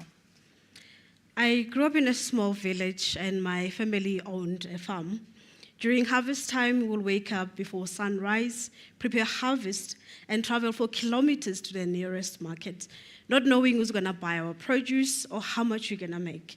At the end of a long day, we will settle for whatever offer we get, because when fresh produce is not sold, it loses value or it rots, turning good food into lost profit literally overnight. And today, over 2 million South African farmers face the exact same thing. And this is the reason we started a farmer app, a marketplace that connects farmers to buyers. We use AI to help farmers to predict demand, forecast pricing, manage compliance, and be ready for formal markets. We make our revenue through subscription and commission. Initially, we thought solving the access to market problem would be enough, but we quickly realized before a buyer can place an order, farmers still need to be verified, they need to be compliant, so we had to do something differently. Today, eFarmer has grown into an ecosystem of 5,000 farmers. We have 6,000 buyers. We've been backed by some of the biggest names in tech and in finance. Beyond tech, for us, impact is very important. Some of our farmers, like Farmer Brian, have reported growth of 300%, a 50% increase in their headcount in just 6 months of joining eFarmer. Despite all the success and many lessons, we still face some bottlenecks when it comes to onboarding farmers. It costs us about 2,850 to onboard one farmer through a 3-step verification process. If we had, say, like 50,000 Rand, we can onboard about 17 farmers. Each of those farmers employ 5 people, and those people have families to support. So by this time next year, your support will have a name, it will have a family, it will have a story like Brian. This is a personal mission for us. Both my co-founder and I were raised by hardworking farmers. We have over 70 certifications in AI, cloud computing, and others. We are not outsiders, but the next generation of farmers using technology to rewrite the story of our parents. And I invite you today to join us as we create lasting impact, because it does take a village. Thank you.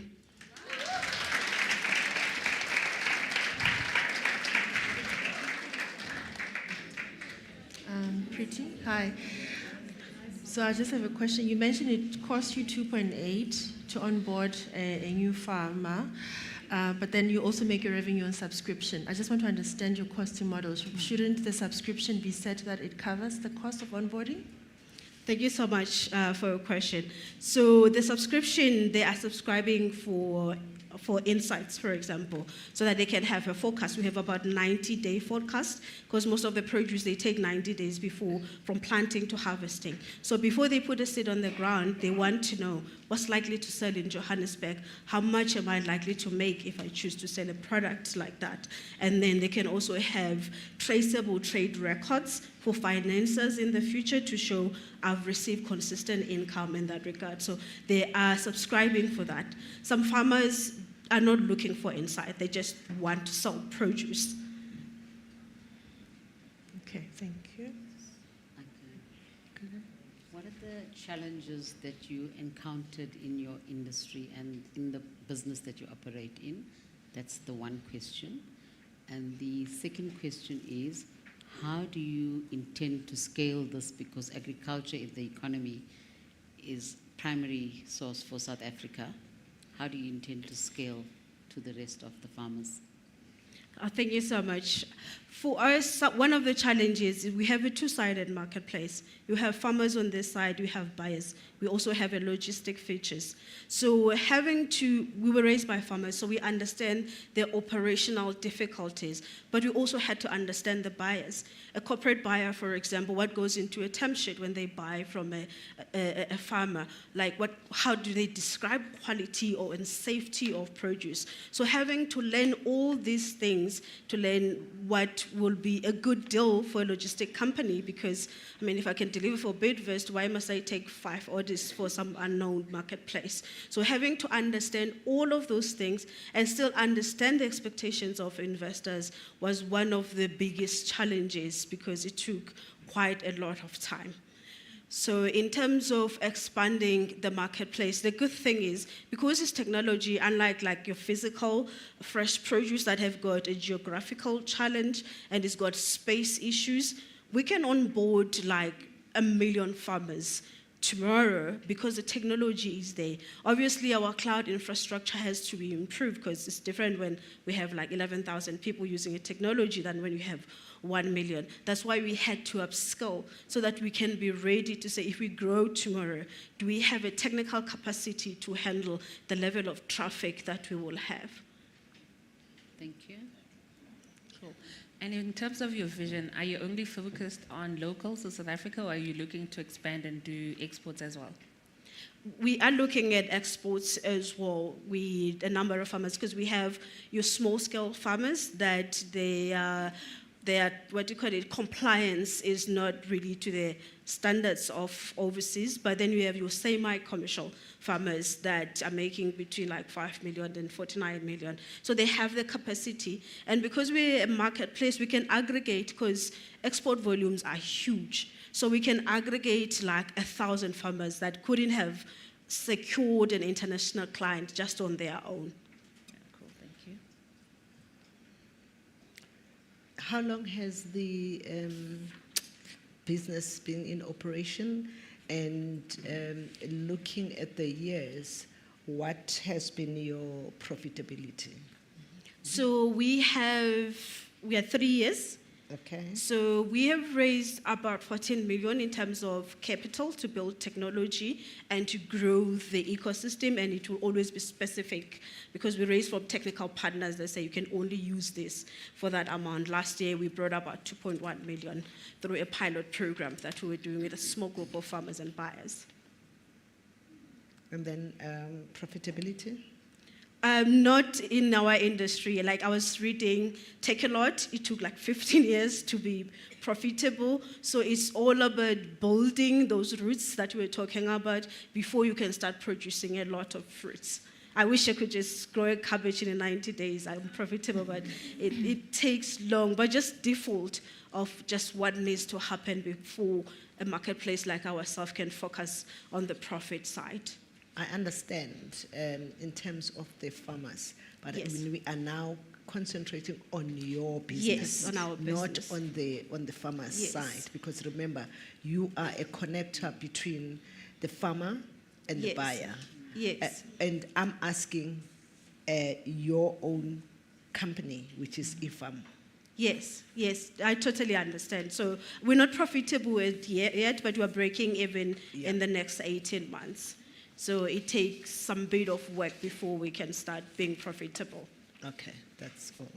And how many employees do you have? 8.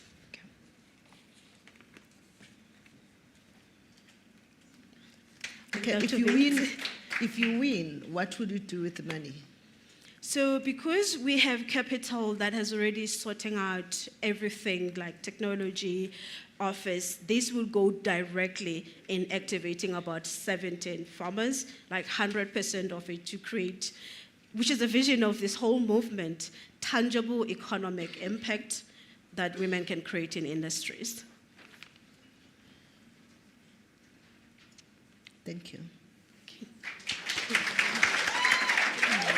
Thank you very much, Pretty from eFarmer app. And next up, we have Zilpha Nkosi from Zilpha's Glamour Girls Trading Enterprise.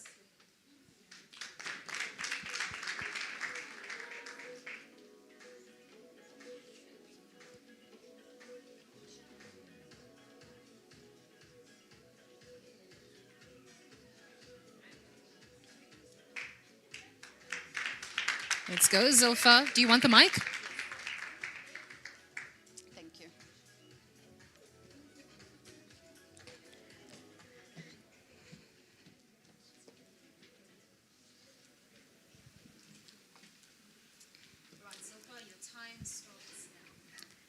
A pioneer for skills development is here.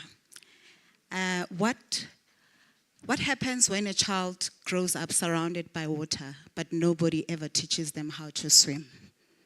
We need to think deep. I'm one of those children I'm fighting for. I live the gap, saw a need, and I turned my mother's house into a swimming academy that is based in the heart of Ivory Park in Tembisa. The first black swimming school that is based in the township. The reason why I'm standing here, I'm not standing here by default. I'm standing here by grace. I used what I had, all the money that I have, and I started to build a pool from scratch. And that made me one of the best entrepreneurs in the township. We are a swimming school that offers swimming lessons, water safety, and we're also focusing on our kids who are intellectually challenged. Because most of the times, we don't focus on our kids that are differently able. Remember, not every child's ability is measured by a report card. Our product. We often watched kids from privileged communities attending swimming lessons. What about our kids in the township? We all know that we're going to drop our kids for swimming lessons, and we always neglect township. This curriculum was designed for our kids in the township because we tend to shy away from unprivileged kids. Kids that are staying in orphanages, they are neglected. So then we designed that curriculum to sponsor everyone in the township.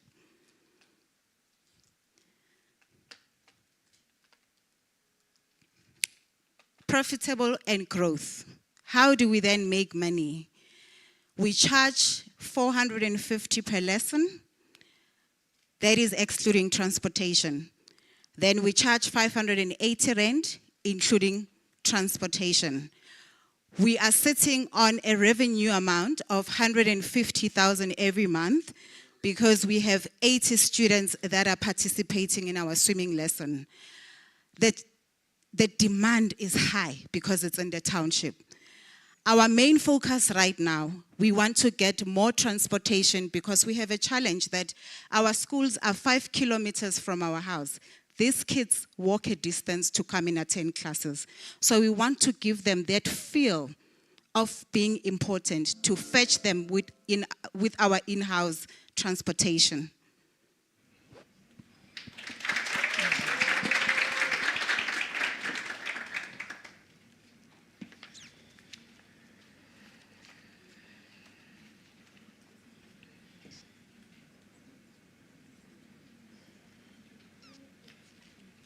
Salfa, thank you for that presentation. I just wanted to find out in terms of certification of the school, what level of certification do you have, and your teachers, where do you source them from, etc., and are they volunteers or are they on your payroll?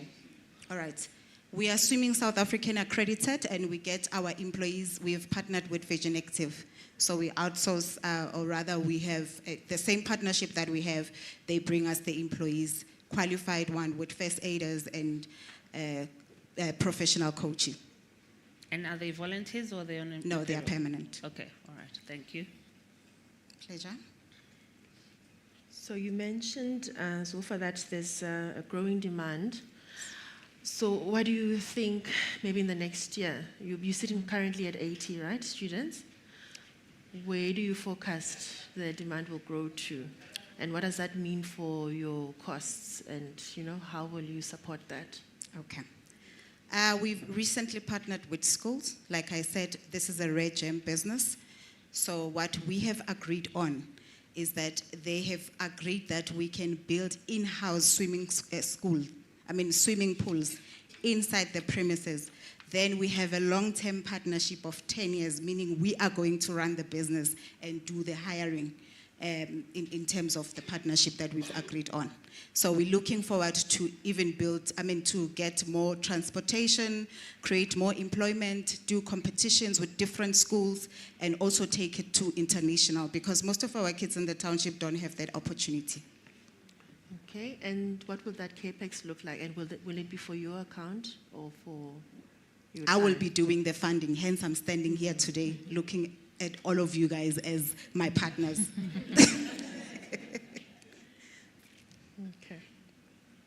Thank you.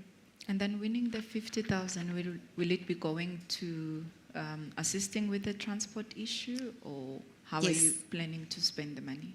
I'm looking at two things, actually. I'm looking at maybe just look at one orphanage that is closer, then I can pay for their swimming lessons, or it's either the same money, I mean, the current money that I have, I just top up to add up on transportation. So, what is your biggest risk in this business? Currently, my biggest risk is the capacity, because currently there is a lot of demand. If I can show you my database right now, is huge. So I'm just hoping that in the next 6 months, we could be maybe starting to build a pool in one of the schools. But currently, at the moment, I'm happy with the decision. So the township has got a lot of opportunities, and I hear that there's a lot of demand. Who are your competitors? And do you do marketing, or is it just by word of mouth? Okay. How do you attract these students? Is it only via the school? Just, give us a sense of how this is done. Okay. We use our social media platform, one. And like I'm saying, we are a regime at first to do the swimming academy. So I guess word of mouth, social media as well, doing presentations, like I do panel talks, and you get to meet different people from there, and they also want to invest in the business. So I think word of mouth and social media platforms and the website as well, it's really helping out. What is the current turnover of your business? Currently, it's 170,000 per month. We are looking at pushing at 380 per month if we push 250 learners with the help of the transport. And the current capacity that you can manage? Currently. With the learners. Yeah, how many? That's 200. 200. Yes. Okay. Thank And you. is your pool heated? It is. It's heated. It's a heated pool. Because I was going to ask about your seasonal revenue. So did you see a dip during winter, or was it relatively the same? It was hectic because it's a heated pool. So obviously with the experience, these kids, it's the first experience for them. Remember when they go on vacations during December, they used to a cold pool. So this one, it's like, is that Gigi? The water, it's hot. Their smiles and yeah. Okay. Yeah. Thank you. Okay. You are very passionate about the business, which is good. But I'm sort of trying to understand, are you making a profit out of it, or are you doing it as a passion? I'm making money in this business because remember, they are not coming for free. Okay. They are paying. So that 450, that's what covers the monthly revenue where we're sitting at currently. So when we did the calculations, especially like I'm saying, it's not a seasonal business, it's an everyday business because when they come back from school, they come. So every month we are generating money. Hence, I even managed to build the pool from scratch. Okay. Yes. Thank you. Pleasure. Thank you. All right, thank you very much, Zilpha. Thank you. Let's give her a round of applause just one more time. All right, up next, please welcome from Tsoho Math, it's Refilwe Moreno Barahona.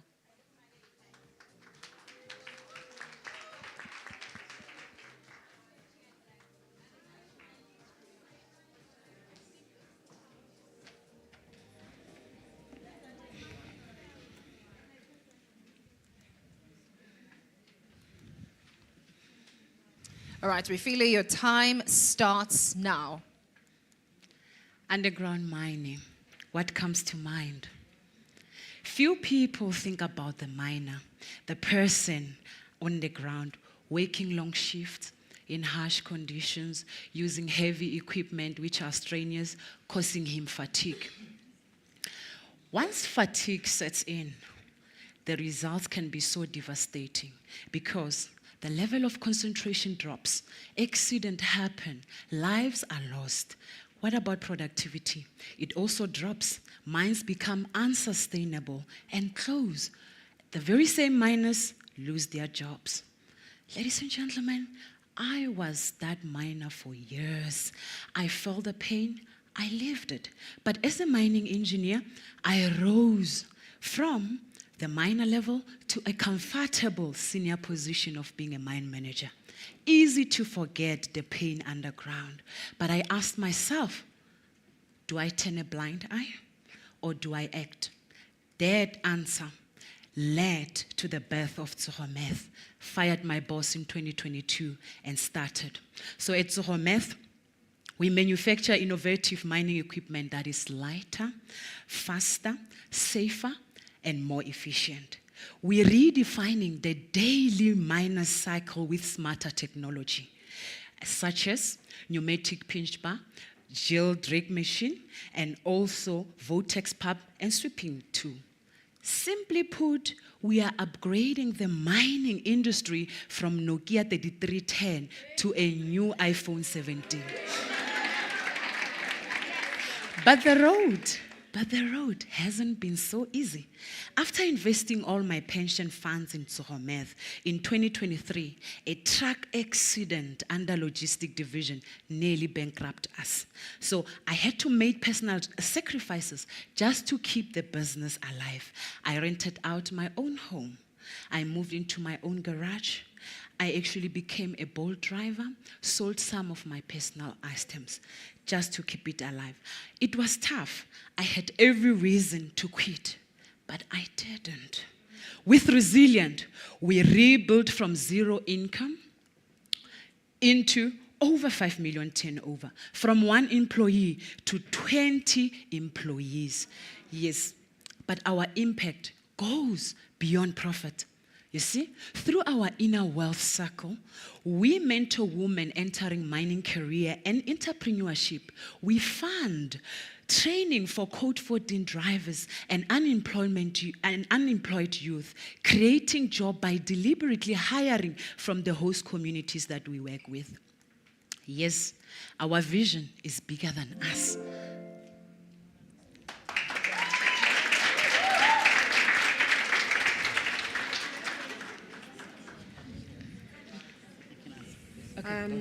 Hi, Refilo. So, mining is highly regulated. I don't need to tell you that. So, you make some assertions in terms of the tools that you are providing, right, to the mines, and that they're lighter and they're probably more efficient. Do they add anything towards safety rates in the mines, where you can say using your products has probably improved the safety levels in some of the mines you've worked in? Have you done that study? Yes, thank you so much for that. Like I said, we are targeting the miner cycle. So the first thing when a miner gets underground, they have to use what we call a pinch bar to bar down, making safe. So that tool is very heavy, and you are restricted in terms of your strengths. Eventually, they don't bar down properly because they are tired. And what happens? Fall off ground. But we manufactured pneumatic pinch bar. They don't have to use strength. They can just press it because it uses compressed air. So we are taking away the strain and the tiredness. Now it's easy for them. They are safer because we are aiming at just sending the miners home safe to their loved ones. Okay. So I want to ask, following on to that question, the equipment, is it manufactured locally or internationally? And who do you, if it's international, how, do you have trade agreements? How do you secure the products? Yes. I actually designed, but obviously with the help of the engineers. And one of our competitors, which is Sandvik, they actually helped us, but I did patent the designs. So before, obviously, the designs you send them, you have to patent them to make sure that no one steals them. So we are manufacturing this locally in Rustenburg. We are hiring out a factory there, but we're not using it full time. So anytime we need to do any modification, because our products are now being trialed at the mine, and once it passes risk assessment, we bring it back. Then for that month, we know we're going to be busy doing modifications, so we continue using the factory in that way. What is the time frame for manufacturing, and what risk and compliance and governance regulations do you have to meet? we have to meet Mine Health and Safety Act, because every tool that you use, the mine has to trial. They use their own safety officers on top of the risk assessment that we have done. So once they approve it, we have to take it to the Mine Council, which is a long process. But once you've done the tool, the mine approves it, and their safety officers and safety managers also approve. You are able to actually now use it, while the process for Mine Council to use it is on process, as long as DMR can send an inspector to come do the inspection. Thank you. Cool. So you obviously have a very innovative product. What is your barriers to entry, and why isn't every mine using it today in South Africa at the very least? Number one, we are young in the industry. But the biggest challenge, like you said, it was the acceptance. I was working in the mines, now you resigned, you're saying you are bringing us a product that can work better. It's not easy for them to let you in. But we even had to go to length of saying, normally the mines pay for your trial, the employees that are going to do the trial. In our case, we said, let's do it for free so that you can see what our product can actually have an impact on your operation. And for sure, Mudigwa Mine gave us the opportunity to reverse. So once you have one client that is using it, every big company asks you, who uses it? So at least now we have the footprint in. So that's now we are rolling, especially with the Vortex pump, because Two Rivers approved it. We just delivered the first batch of pumps to them. So I remember even on the invoice, it was actually 1.2, so I wrote 112 million. I just added a 1 to say we are going forward. Because one of our biggest vision is that in just 5 years, we'll be producing over 100 million turnover and profits. Once they accept them, the rollover, it's going to be easy. And if the Mine Council stamps, then we are changing the industry. But it's a slow process that needs resilience. And sorry, we're running out of time, but what is your average cost to manufacture, and how will the 50,000 make a difference in the business? The average is around 40,000 to manufacture. Most of our equipment, we are selling over 90,000 rands. But what was the question again? The second one? The 50,000 rand, what are you going to do with it? Right now, the pneumatic pinch bar, they wanted us to install water because it causes dust. So it mostly going to go to the modification of our products. And also we have an inner wealth circle where we mentor women and also pay money for truck drivers to get their licenses. So 20,000 is going to go there. But 10,000, I'm going to spoil myself.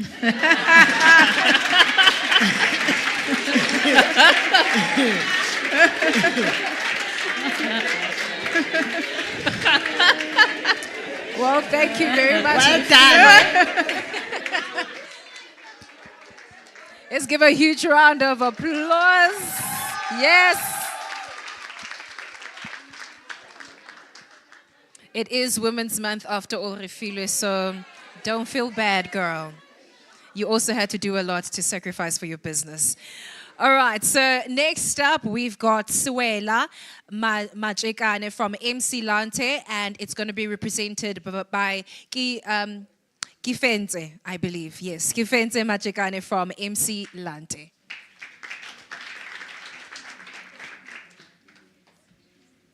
Testing.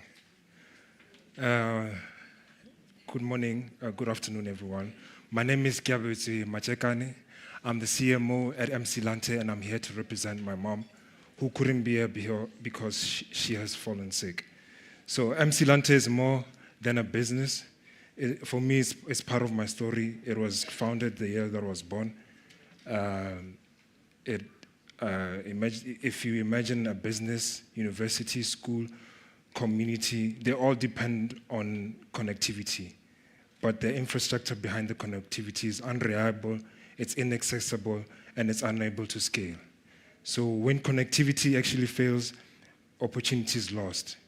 The problem that MC Lante exists to solve is the problem of connectivity. We provide telecommunication infrastructure, fiber, equipment, power solutions, and network support services that keep organizations connected and operational. So simply put, we build and power the things that allow people to communicate and businesses to operate and communities to connect. We are certified Huawei and Idea Hub and MTN reseller. We are currently have a team of 5 employees, which you can see in the presentation in front of you. It makes a difference for us to get funding because we get more agility. So as a growing women-led business, we provide personalized service, responding quickly to customers' needs, and building relationships with our clients to sell them the product that they need. We already see a potential because we have seen an increase in revenue from 1.2 million to 1.3 in the past year, and we can go further than that. But our biggest challenge is the lack of opportunity and having the capacity to access larger opportunities. So right now, at this moment, we need vehicles, we need a warehouse to store our supply, and we need funding for skills and working capital so that we can compete for bigger contracts. So this is where the investment is going to come in. Our vision is to transform Msilante Telecoms into a growing telecommunication business with trusted infrastructure partners across South Africa and eventually Africa. With the right support, we plan to export operational capacity, train our team in specialized areas such as fiber optics, microwave and transmission, Huawei technology, telecoms power system, health and safety, and project management, and hopefully create at least 10 more jobs. So I started by saying, imagine what happens if connectivity fails. Now you need to imagine the opposite. A business that stays connected, students who can access education, and a community that can communicate. A growing South African business creating jobs while building infrastructure. Born with a vision.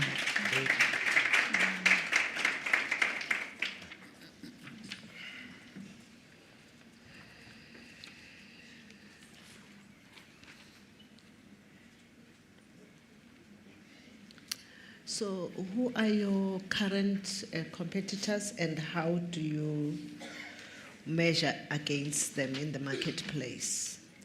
So our current competitors are companies like Cool Ideas and Vox Telecoms.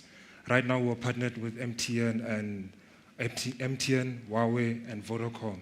So we are competing with other telecommunication companies that offer the same service that we offer.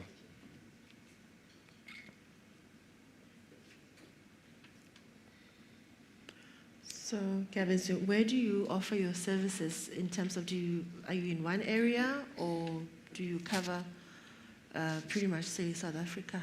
We cover pretty much South Africa because we've had clients in Polokwane, Gauteng, and in KZN. Okay, and do you have a number of your subscription?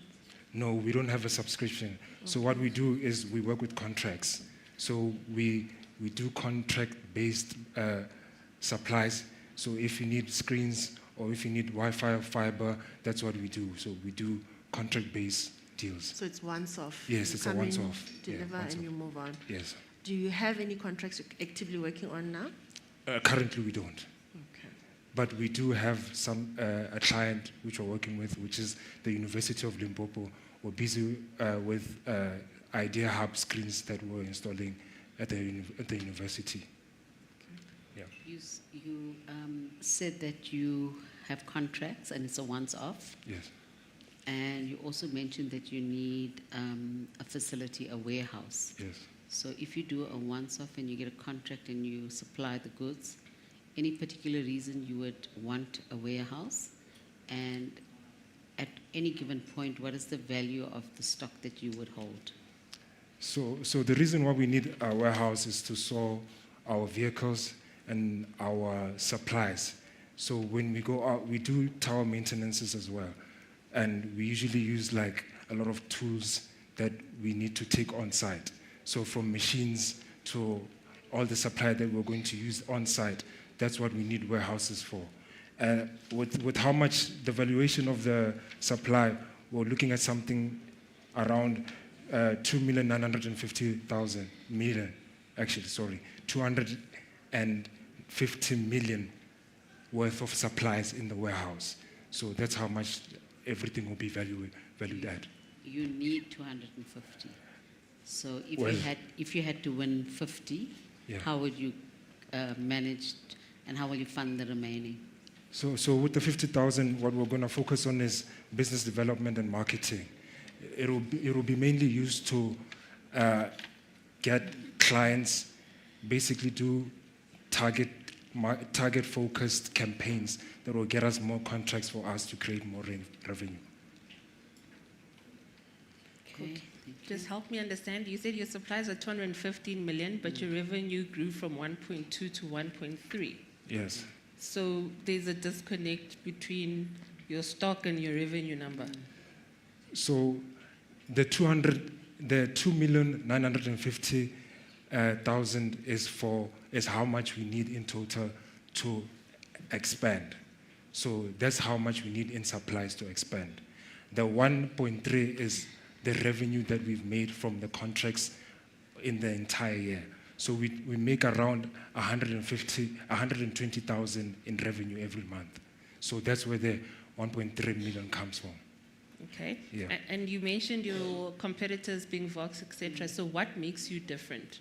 So what makes us different is that we offer infrastructure solutions, responsive and personalized customer service, and we want to understand our customers' problem Tell before. me without reading. Oh. Yeah. So He's in the business. Yeah. yeah.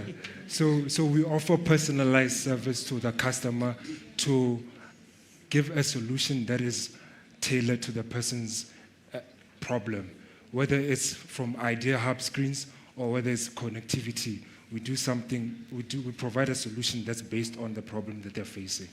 Okay, Yeah. thank you. Yeah. And how old is the company again? It was founded in 2002, so that was the year I was born. So the company is 24 years. Huh? Yeah, it's been on for 24 years. 24 years, yes. Okay. Yeah. Has it always traded in that 24 years? Yes. We've been in telecoms for 7 years, though. Okay. Yes. All right, thank you, Giabetswe. Okay. Thank you very much. Let's give him a huge round of applause. All right, next up, please welcome onto stage from Renature, Vutomi Muchemenye.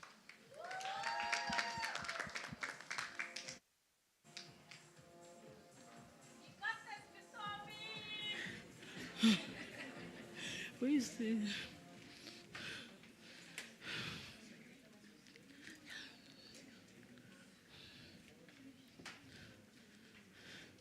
Thank you.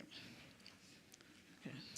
All right, Vutomi, your time starts now. Good afternoon, everyone. My name is Vutomi. I am the founder of Renature, trading as Ulysse Kekari. I am the author of the global selling ebook, The Science Behind Baking. At Ulysse Kekari, we only have one mission. We help bakers win. Before I can tell you more about my business, have any of you in this room, including you judges, ever bought a personalized cake? It could be a birthday cake, a wedding cake, any celebration cake. If your answer is yes, chances are you bought it from a home-based confectionery baker. Now listen to this. At Ulysse Kekari, we supply baking ingredients and tools. But here's the problem. Did you know that most confectionery bakers, especially those who are based in the township and rural areas of South Africa, they struggle to find places where they can source their baking ingredients and tools? Do you know why? Because our normal grocery stores, the likes of Checkers, Pick and Pay, Boxer, you name them all, they do not cater for confectionery bakers. At Ulysse Kekari, we have seen this gap in the market. We have been supplying confectionery bakers with baking ingredients and tools since 2020 through our online store. Our business has grown exceptionally from a one-woman business show to a team of 4, from a WhatsApp store to an online e-commerce store, from processing 20 orders a month to 231 orders a month, from a revenue of 250,000 in 2020 to 1.2 million in 2025, with 54% gross profit margin and 21% gross net profit margin. I'm sure you're asking yourself now, what's driving the massive growth? Lucky you, I'm here to tell you. It's because at Ulis Kekari, we don't just supply baking ingredients and tools. We empower our bakers with skills and knowledge that they can use to grow sustainable and profitable baking business. Skills like how to cost and price for a cake, how to use social media, leverage it to grow your business, and most importantly, how to bake the perfect cake. My judges, as I'm standing here today, I am missing only one ingredient that can take Ulis Kekari to the next level. And guess what? That ingredient is you to invest in me the 50,000 winning prize, which I will invest it back to the bakers in the villages and township. Thank you.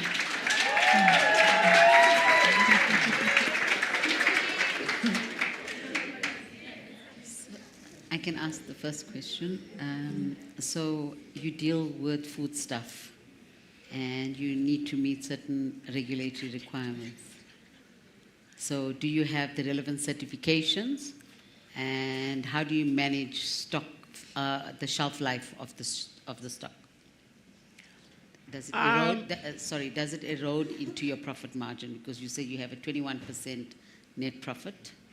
How has that impacted? Okay, we normally work with big companies that supply the Pick and Pay, the Checkers, and the big shops. So in our store, we do not stock much. We always know that, okay, this month we are likely to process how many orders. And we look at the season. Like currently now is a celebration season, wedding season. That's where we stock more. But that's how we actually manage our stock shelf life, because we don't manufacture, we buy and sell. Okay, thank you. Butomi, just before you got cut off here, you were just about to tell us what you're going to do with the 50,000. I did hear you're going to invest it back into the village bakers, but I just want to know specifically, what difference will it make in the business? Can you come again? The 50,000 that you are pitching for. Yes. What is it going to do for you in this business? We have a costing and pricing app, which is Go at 49 Rand monthly subscription to bakers. It's still new. What the bakers do, they use it to cost and price for a cake in order to make a profit. So we will use that 50,000 to upgrade the app. My vision is for the app to be able to generate an invoice. Currently, it can generate a quotation. So I want it to be able to generate an invoice and to also have like a sort of a mini income statement where it can show the baker that this is the amount you spend in the costing your cake, and you charge this much, and are you making a profit or you are making a loss? Okay. And the reason I'm doing that is because I have been teaching the bakers how to cost and price using an Excel sheet, but most of them, they break the formulas. Sometimes they get stuck with the Excel sheet. So this year we decided to have an app, but I feel like the app can do much more than what it's currently doing. So we'll use the money to upgrade it. That was going to be my follow-up question, to say, do you own the app? Did you develop it yourself? And can it be used for other or businesses, example, catering? Okay, sorry, I'll ask you to come again. Did you develop the app? And is the app only for baking, or can it be used for other business? The app is specifically for confectionery bakers. I would say I did develop it, though the developer have to step in. So this app it was in an Excel sheet. So what I did, I sent the developer the Excel sheet with the masterclass to say, please mirror the Excel sheet into a user-friendly app, because most of my customers are bakers in the rural areas and township. So not everyone used to find an Excel sheet user-friendly.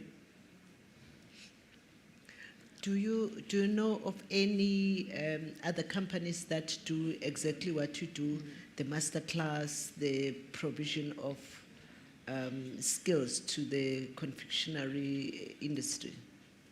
Okay, can you come again, sorry? Competitors. Yes. Do you have competitors? Yes, I have a lot of competitors, but what makes me unique is just I walk the journey with the baker. So I also teach them how to bake. So if someone comes and say, you know, I want to learn baking, I'll teach you to bake. Then after baking, I'll also supply you with the ingredients.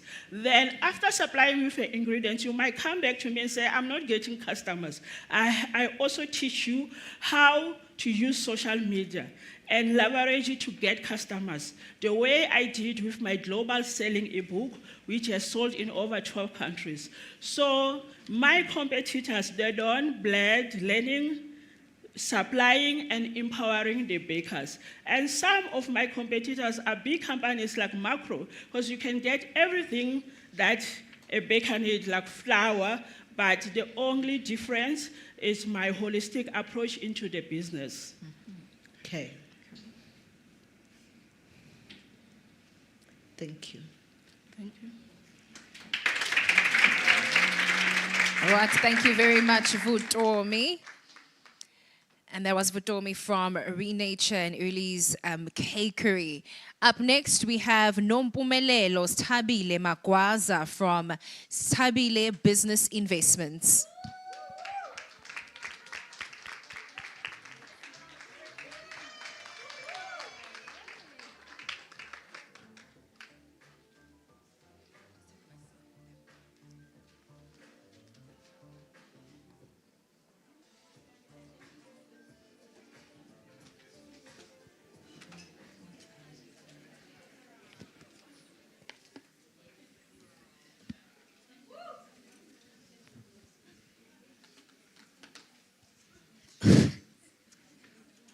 All right, Nompumelelo, your time starts now.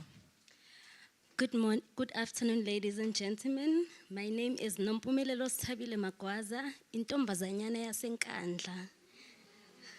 I'm here to present my business that is called Stabile Business Investment, your partner for quality gear and hygiene products that are made to protect you from all hazards.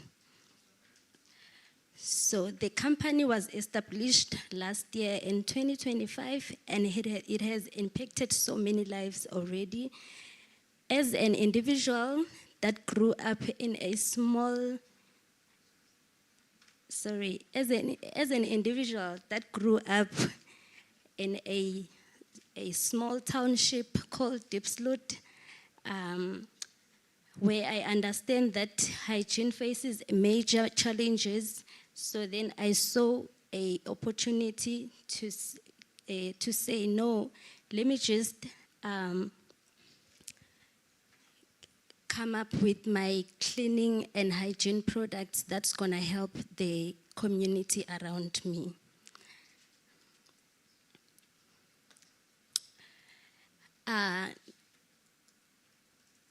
There's SBI is a dynamic and reliable supply company committed to providing high quality products to businesses, institutions, and organizations across various sectors.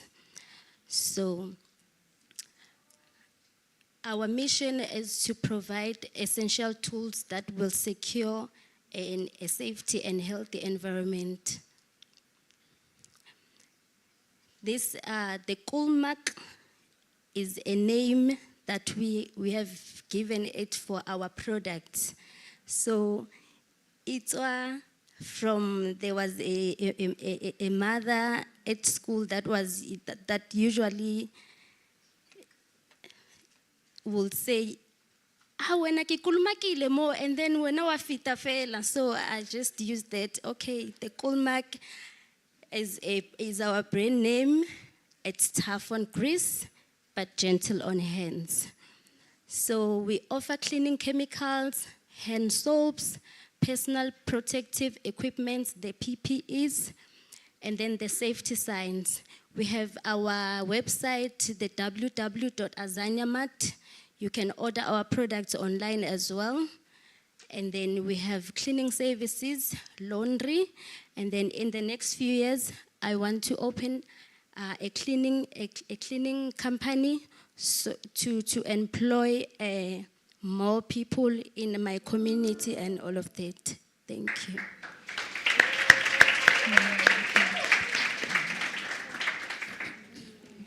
Thank you for the presentation. How many staff do you currently have?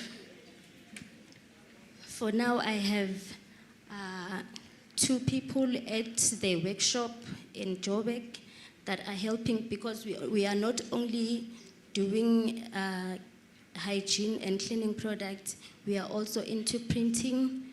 We're printing t-shirts, bags for a different company. We're currently working with Valley University of Technology, and then we've been working with them, and then I've also registered a company under construction as well, but I haven't gotten into. So is this Kulmak product making profit yet? So maybe take us through whether there are any expenses, is there any profit, is there any, thing that, and how old is it? So Kulmak, it has not been more than 6 months. Okay. But we are already supplying the VAL, and then also the community around us. The Diepsloot community, Riverside, because we normally post each and every day to advertise our products, and then we are actually getting people. I'm also trying to get into schools as well to say, can I bring the soaps in the toilets to actually, and also to teach people about the importance of hygiene, because a lot of people are so neglective when it comes to that. So, Nompumelelo, do you manufacture this Kulmak yourself, or do you import it, and is it certified in terms of safety standards? Yeah, so there is a manufacturer that is next to our offices in the workshop. So I work with them. So they supply in bulks, and we portion those, and then is according to how our clients would want them. Okay. Do you, you said that this business is fairly new, but you also have been doing the printing of T-shirts and things. Yes. How long has that business been, and is the 2 businesses under this entity, trading under this entity, and what is the turnover of this business? So far we have made about 100,000. Yeah. As from last year up until now, because it has only been operated since last year around June, and then we've been getting orders from the people that see and approve our work, and also we have been getting work from the VAL. The VAL has been one of our most loyal customers. If you have to get this 50,000, what would you do? If I were to get the 50,000, I want to open the the cleaning company. The cleaning company, so I will need to employ at least plus 10 people for my company, and then, yeah, and then get some machinery that we're gonna need for the cleaning company, because we only have products now, and then we don't have those big machines that can actually do the cleaning. Okay, thank you.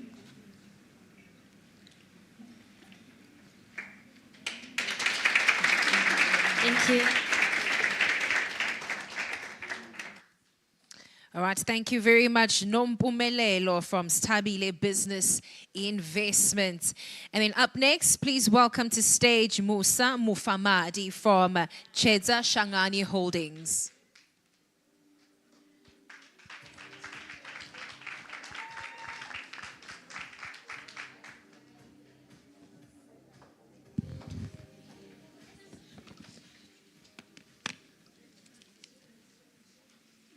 Good day. My name is Musa Mufamadi. I'm the founder and the CEO of Chedza Shangani Holdings. I grew up in Soweto, where I watched my mother earn a living by making cleaning detergents. As a child, I saw bottles of detergents. Today, I see something different. I see dignity, I see resilience, and the power of solving everyday problems. After losing my mother, I chose to honor the legacy on my own way. I studied biochemistry, zoology, and microbiology because I wanted to understand the science behind health and hygiene. But I realized that science only creates impact when it reaches people's everyday lives. That is why I founded Chedza Shangani Holdings. We manufacture cleaning chemicals and provide integrated hygiene and sanitation solutions that help businesses create cleaner and safer working environments. My vision is simple. My vision is to build an African company that combines science, sustainability, and innovation to create opportunities for other women while improving hygiene across communities. The problem we are solving is service fragmentation. Today, a business that needs cleaning chemicals, washroom hygiene, sanitary waste management, and cleaning consumable often has to deal with multiple suppliers for different needs. This, therefore, creates high costs and more administration, inconsistent service deliveries, and delays, especially for SMEs, schools, facilities, and growing businesses. We saw an opportunity to bring these services together under one roof. At Chedza Shangani Holdings, we are building a one-stop hygiene and sanitation solution that allows our customers to source their essential hygiene products and service from one single reliable partner. The problem is not that these products don't exist, but however, the problem is that they are fragmented and our customers are paying that price of fragmentation.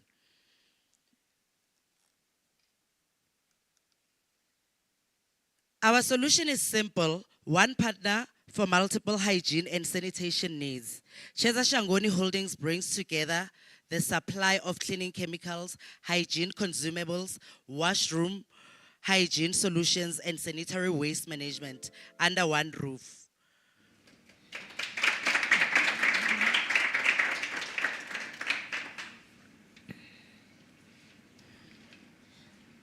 Okay, tell us about the numbers in the business currently. How is the profitability? We are currently moving away from breaking.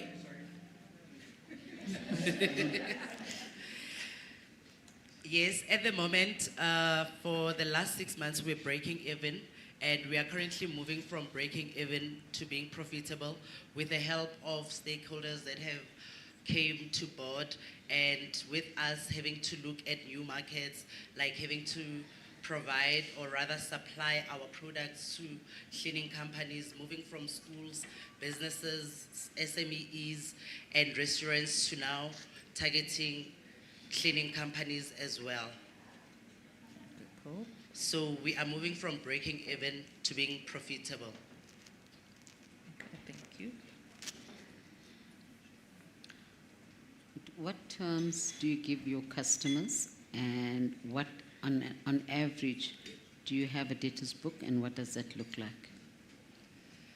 I didn't get the second question. So what terms do you offer your customers? Do you have a debtors book? And how do you collect on them? Oh, yes. Thank you for the question. The question is very relevant to our entity. Previously, we had a problem whereby we had to even take the legal route, where we even had to recover money from clients that we did not have contracts with, clients that we did not onboard on the right way. So at the moment, what we do is we first require the client to send us a proof of an order, a POP, a proof of an order that they need an order, and we also have terms whereby the invoice has to be paid in 30 days, and we also now enforces contracts more than just having a word of mouth. And with that given, we need a 50% deposit before we can start any bulk manufacturing. So that's how we onboard them, and we ensure that our terms and our payments are paid on time, so that the business also has a cash flow to run the business itself and keep on manufacturing for other recurring customers. Just following on that, if you had to win 50,000, what would you do with that money? Having to win the 50,000, I will invest on inventory. That would be our raw materials. I would invest on high capacitated machines, since, well, we only have one small machine that we use currently. I'll invest on a high capacitated machine so that I can meet demand to our recurring clients and also our contract bulk orders. How much would that machine cost you? The machine is about 17,000. I don't know how much it is for now, but the last time when I did the quotation, it was around 17,200 rands. And then the other money would go to raw materials, which is inventory. The other money would go to marketing and branding and packaging. So I do have a breakdown of how the money would be used, but I guess time did not allow me to get there. And who are your current client, and where do you see your business in 5 to 10 years? My current clients are, I'm a B2B model, so my current clients are schools, restaurants, cleaning companies, like I've mentioned, logistic companies, small companies, and because at times it takes time for us to get paid from businesses, as I've mentioned how we are planning on mitigating the issue. I have also made a strategy of also incorporating a B2C model, whereby I make refill programs, whereby the community members comes and refill products without them having to purchase a bottle, and also having to incur costs of a bottle or rather packaging. So they can come and refill their cleaning detergents at low prices.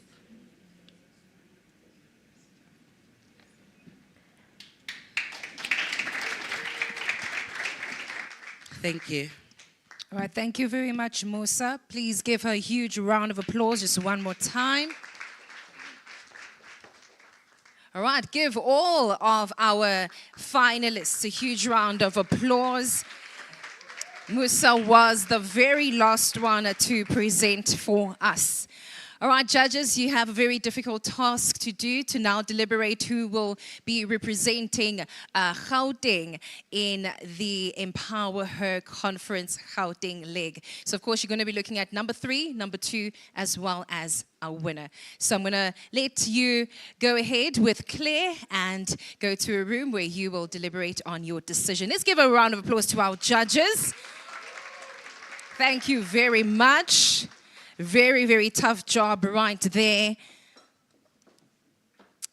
All right, how great were our finalists? They were really good, right? So now, finalists, how are you feeling? You want to eat now, and I'm sure. Food is gone. The food is all gone. All right, so maybe you might be sitting in this room right now and you're thinking to yourself, Ish, I wish I actually entered.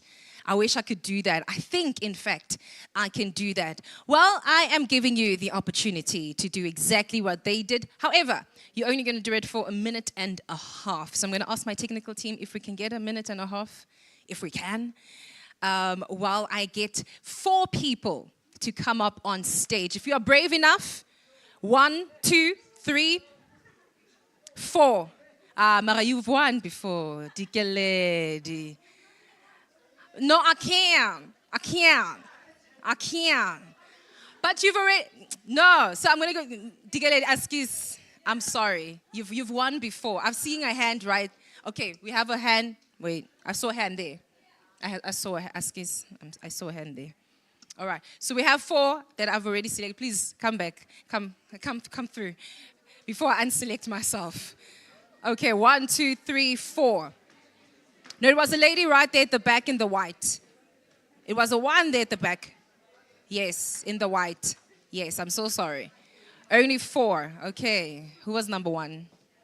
Who wants to be number 1? I can start. You want to start? Okay. Ladies, you may have a seat. Grab a chair. Okay. All right, come on through. Yes, thank you.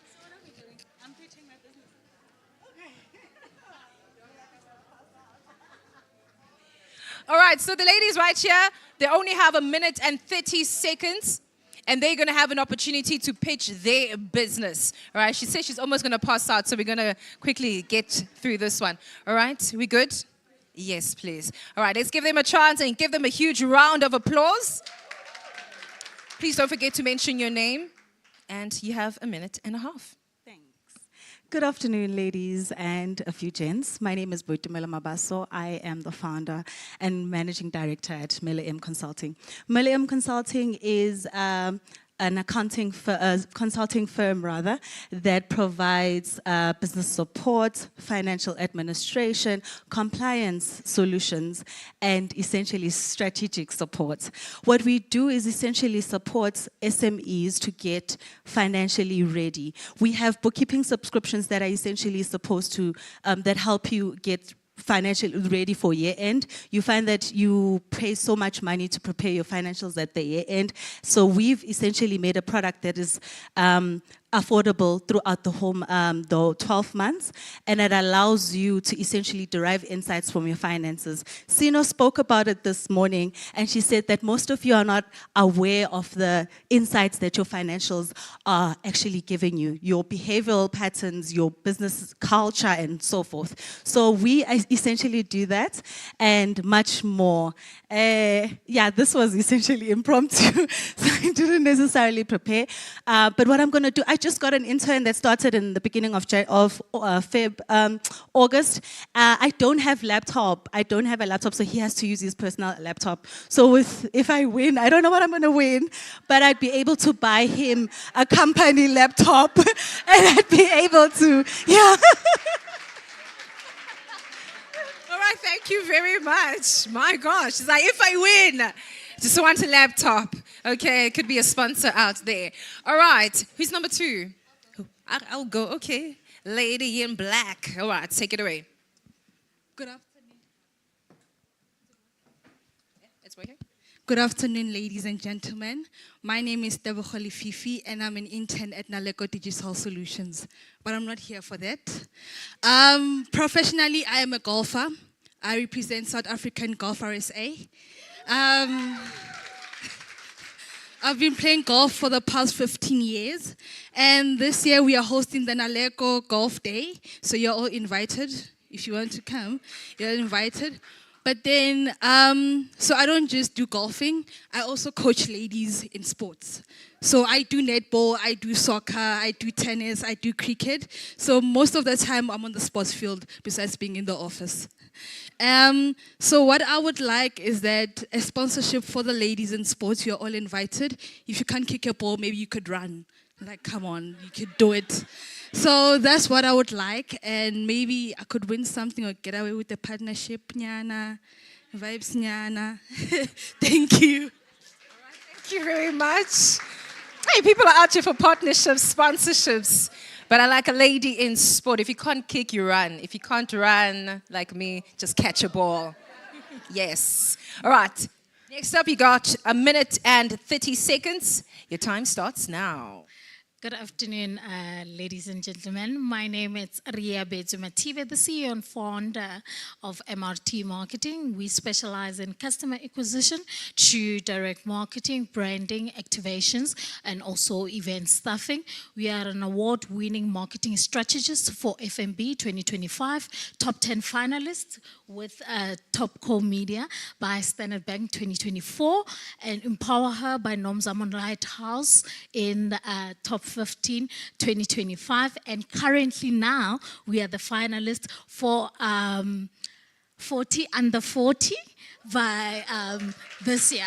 So please promoting my business, and I'm looking for more partnership so that I can develop brands and also do strategic measures in regards to your business, whether you are a product-based or service-based and you want to grow your revenue. We more focus on ROI and also KPIs. So yes, do use our service. And with this money, we just moved to a bigger premises in Pretoria. So we need more equipment because every contract requires 15 employees. So far we have impacted 58 employees within MRT Marketing. So yeah, thank you. Thank you. I like how with every page they're saying with this money.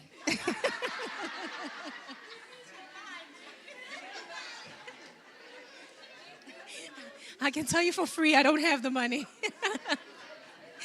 All right, we've got something else. It's not the money. Calm down. All right, we've got someone else, and this is our last pitch for the day. Newa, please take it away. Good afternoon, ladies and gentlemen. My name is Newa Hassan, and I'm the co-founder and director of Sandton Organics. Sandton Organics is standing here today and proudly and gratefully to be here today amongst all you beautiful ladies. But Sandton Organics specializes in organic skincare products. We've got 4 different products at the moment. We currently have a moringa soap, we've got a turmeric soap, we've got a coconut oil, as well as a moringa oil.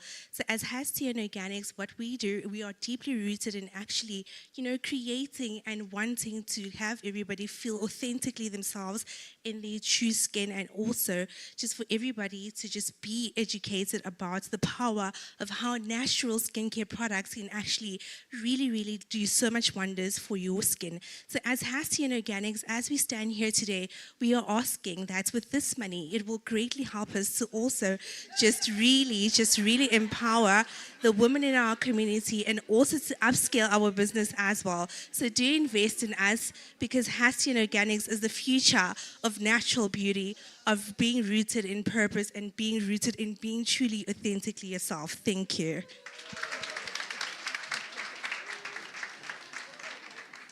I can tell you I'm in trouble. I'm in trouble. Okay, I'm in trouble. I need to come up with the money that they are asking for. I don't know where it's going to be coming up for. It's a pitch for fun. Okay, please. I'm hearing laptops. There's my. Okay, wait, let me just ask. Standard Bank is in the house. How much are you guys pitching for? You are pitching for money. You also pitched for money. She just wants a sponsorship for the golf day. How much are you thinking we are giving away?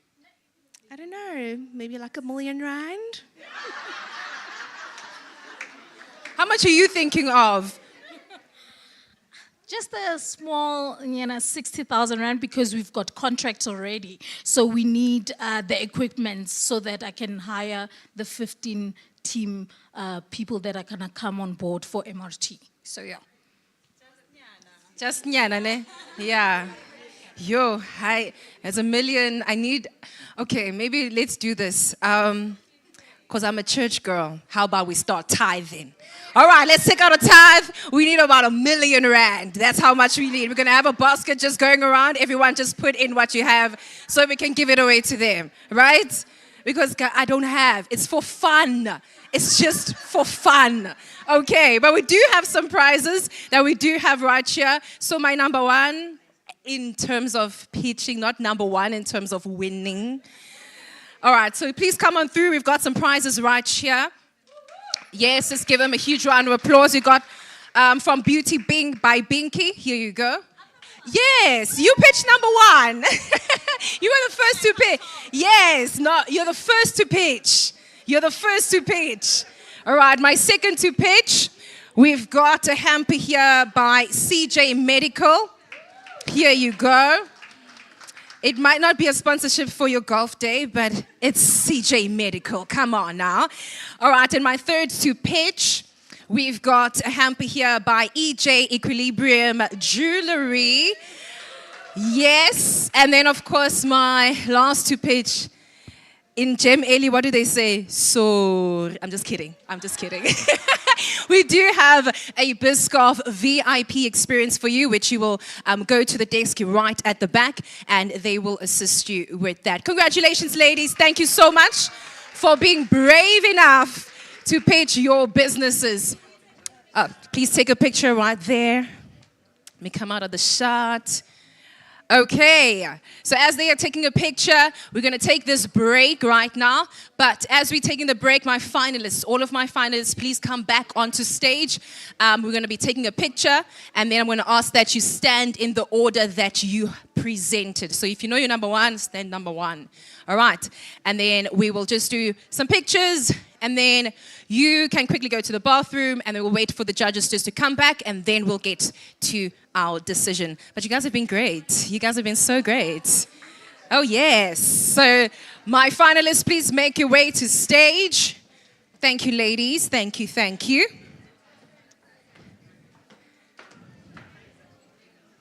Also, just a quick one. We just want to thank all of the sponsors from the hampers that we just got. CJ Medical Appliances, giving away a hamper valued at 500 Rand.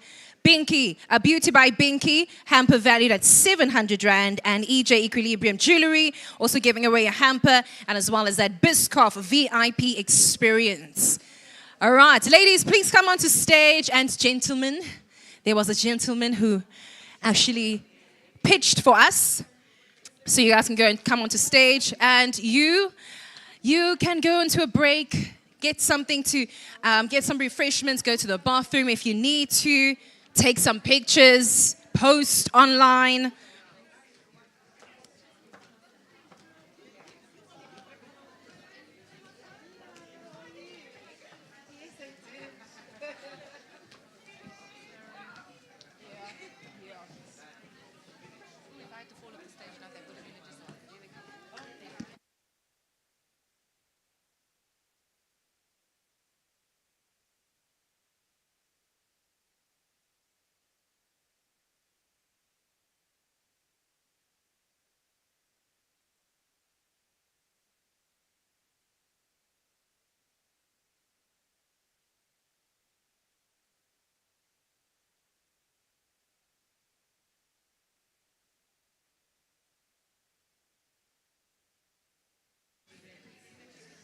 Ladies and gentlemen, just a quick announcement as we're taking pictures. There's a lady that was charging her laptop earlier on in the morning. You left your... Okay, there she is. Thank you very much.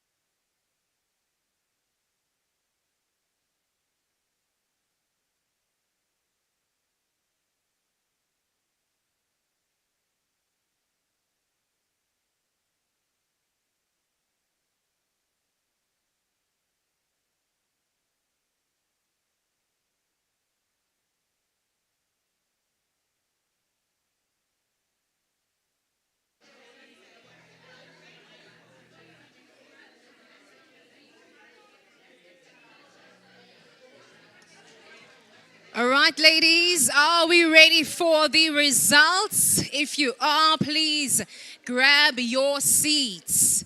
Please do grab your seats. All right, let me just quickly get away from my judges, that the judges are all here. But before I bring them onto stage, so we had a little competition that was running on social media where we just needed you to post. So remember, I did mention that take pictures, take videos, and make sure that you do tag us on Instagram at SB Top Women. And for taking pictures and taking videos, and also capturing those beautiful moments that we've shared here today, there is a prize for that. And we do have our winner. I hope she is right here in the room. I really do hope so. All right. Otherwise, we will just contact her on social media. And she will walk away with 1 night for 2 days at Hampton Hilton Hotel, courtesy of Sadhguru Travel, including breakfast.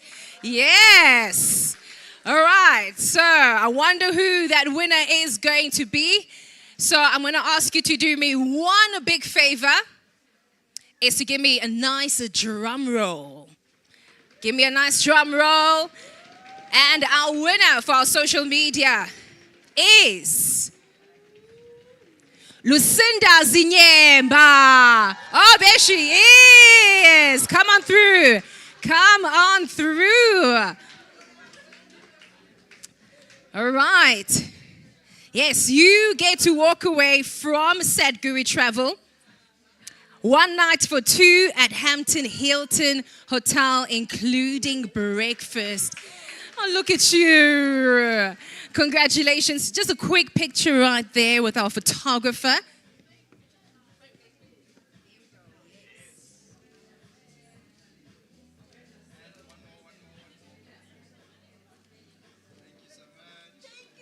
Oh, yes. Thank you, Sadhguru. Well done, well done. All right, now the moment that we all have been waiting for has officially come. Our finalists are now getting extra nervous for this moment, because this is the moment where the judges will let us know who will be representing Johannesburg in the Top Women Awards, as well as the conference. Remember, they get to walk away with 50,000 Rand towards their business, and then at the end of the year, or in fact in September, at the Top Women Conference, they will get to pitch their business along with the other winners from Cape Town as well as from Durban. And from those 3, they will compete for that 100,000 Rand, which will only be announced at the Top Women Awards later on in the year. So I won't be announcing any of that because I don't know. I don't know nothing. But I do know people that do. Can I please welcome back our judges? So judges, please join me back on stage. These are amazing judges. Let's give them a better round of applause than that. Yes. This is some hectic business. Okay. I'm going to hand it over to you, and you will let us know how you deliberated, who is walking away with second runner-up, first runner-up, and then, of course, our winner. I would suggest get those phones ready. Get ready to snap those videos to see who our winner is, and, of course, to put it up all on social media. Judges, I'll leave it to you.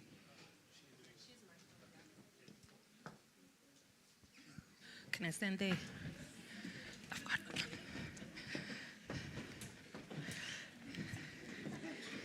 Good afternoon, ladies, and I see a gentleman there.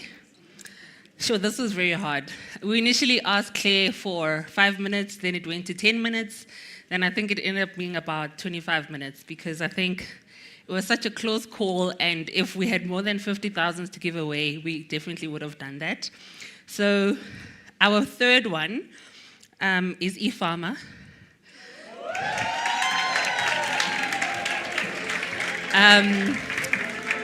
When I walked into the room, I saw Pretty, and I was avoiding eye contact because we've got history from previous competitions. But I think what the judges said, and we all agreed, was we really love your concept of connecting the buyer to the farmers. and how you're using technology in the business, and you're forward thinking, and we really wish you well going forward with ePharma and everything that it can achieve.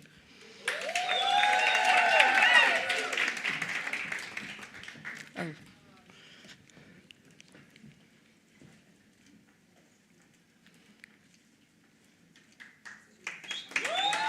Okay. Thank you.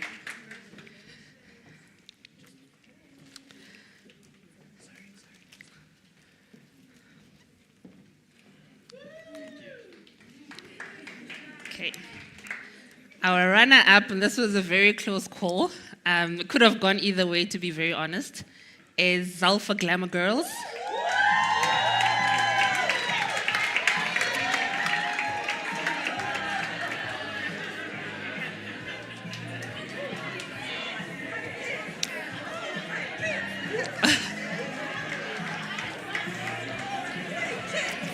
I think we can all agree.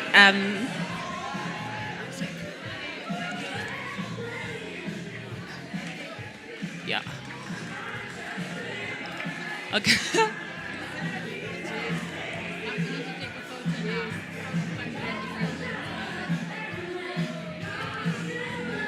Okay.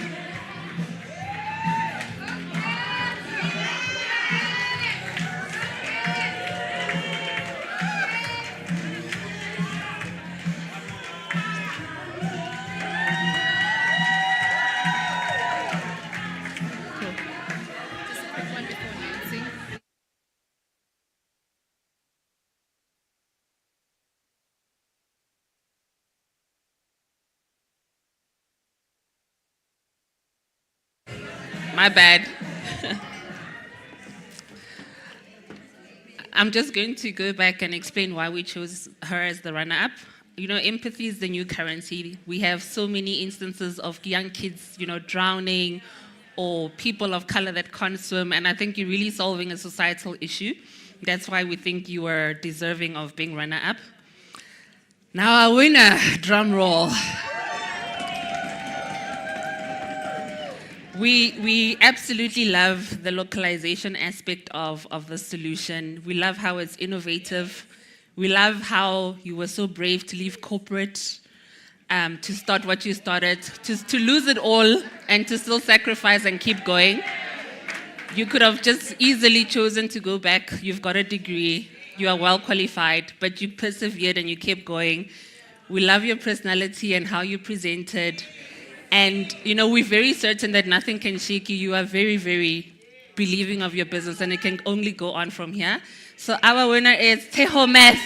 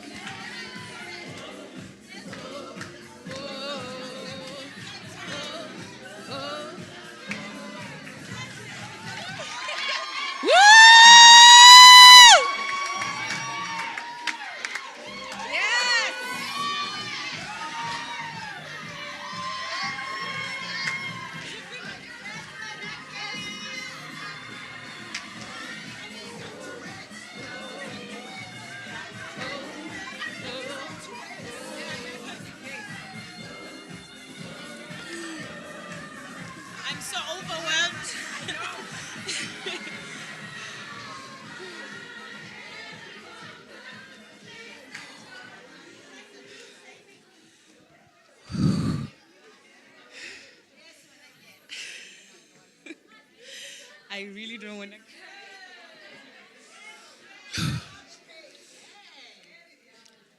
Empower her. I really feel empowered. All the sacrifices were worth it. Thank you, judges, for seeing the potential. All the sleepless nights, now it's paying off. Fellow finalists, for putting yourself out there. We are all winners today. Final words. At Zoho Math, we don't just manufacture equipment, we manufacture solution that works. We create opportunities that benefit. We're looking forward to September. Joburg, I will represent you. Thank you. Let's enjoy. Thank you, ladies. And a big thanks to my husband for the support.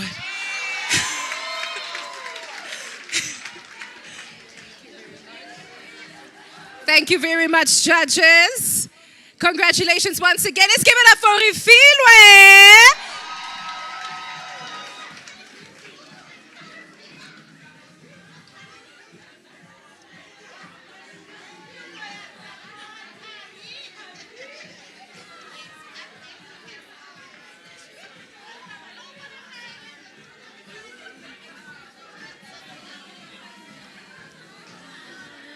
Every woman.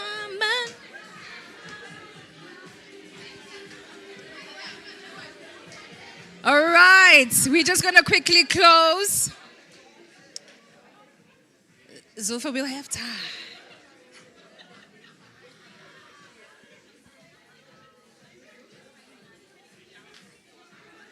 All right, congratulations to all of our winners. Let's give them a round of applause just one more time.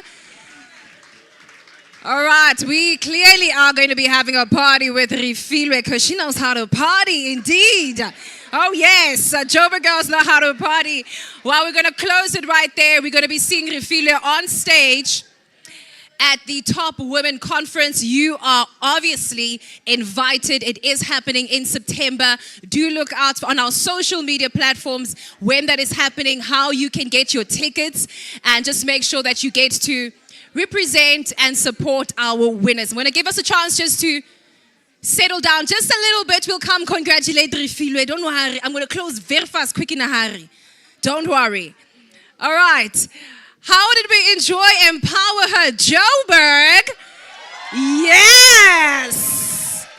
Oh, yes. Oh, yes. It was a really good one. So this is us closing our regionals. Like I said, we started all the way in Cape Town, went to Durban, and now we came to Joburg. We found our winner. And now our 3 winners are going to compete, pitch again, bigger crowd, bigger stakes, and they are gonna stand a chance to walk away with that 100,000 rand. I'm excited to see them. I can't wait to see where their business gets to go. So we're going to continue celebrating with all of our winners, with all of our finalists. Also, congratulations to each and every one of our finalists. And that is it from Standard Bank Empower Her Conference, Johannesburg. My name is Mukwena Moloto. Keep me booked and busy. That is all I want you to do. And right now, we're going to close it just like that. And I'm hoping DJ is going to give me a nice song to come out with. Let's go.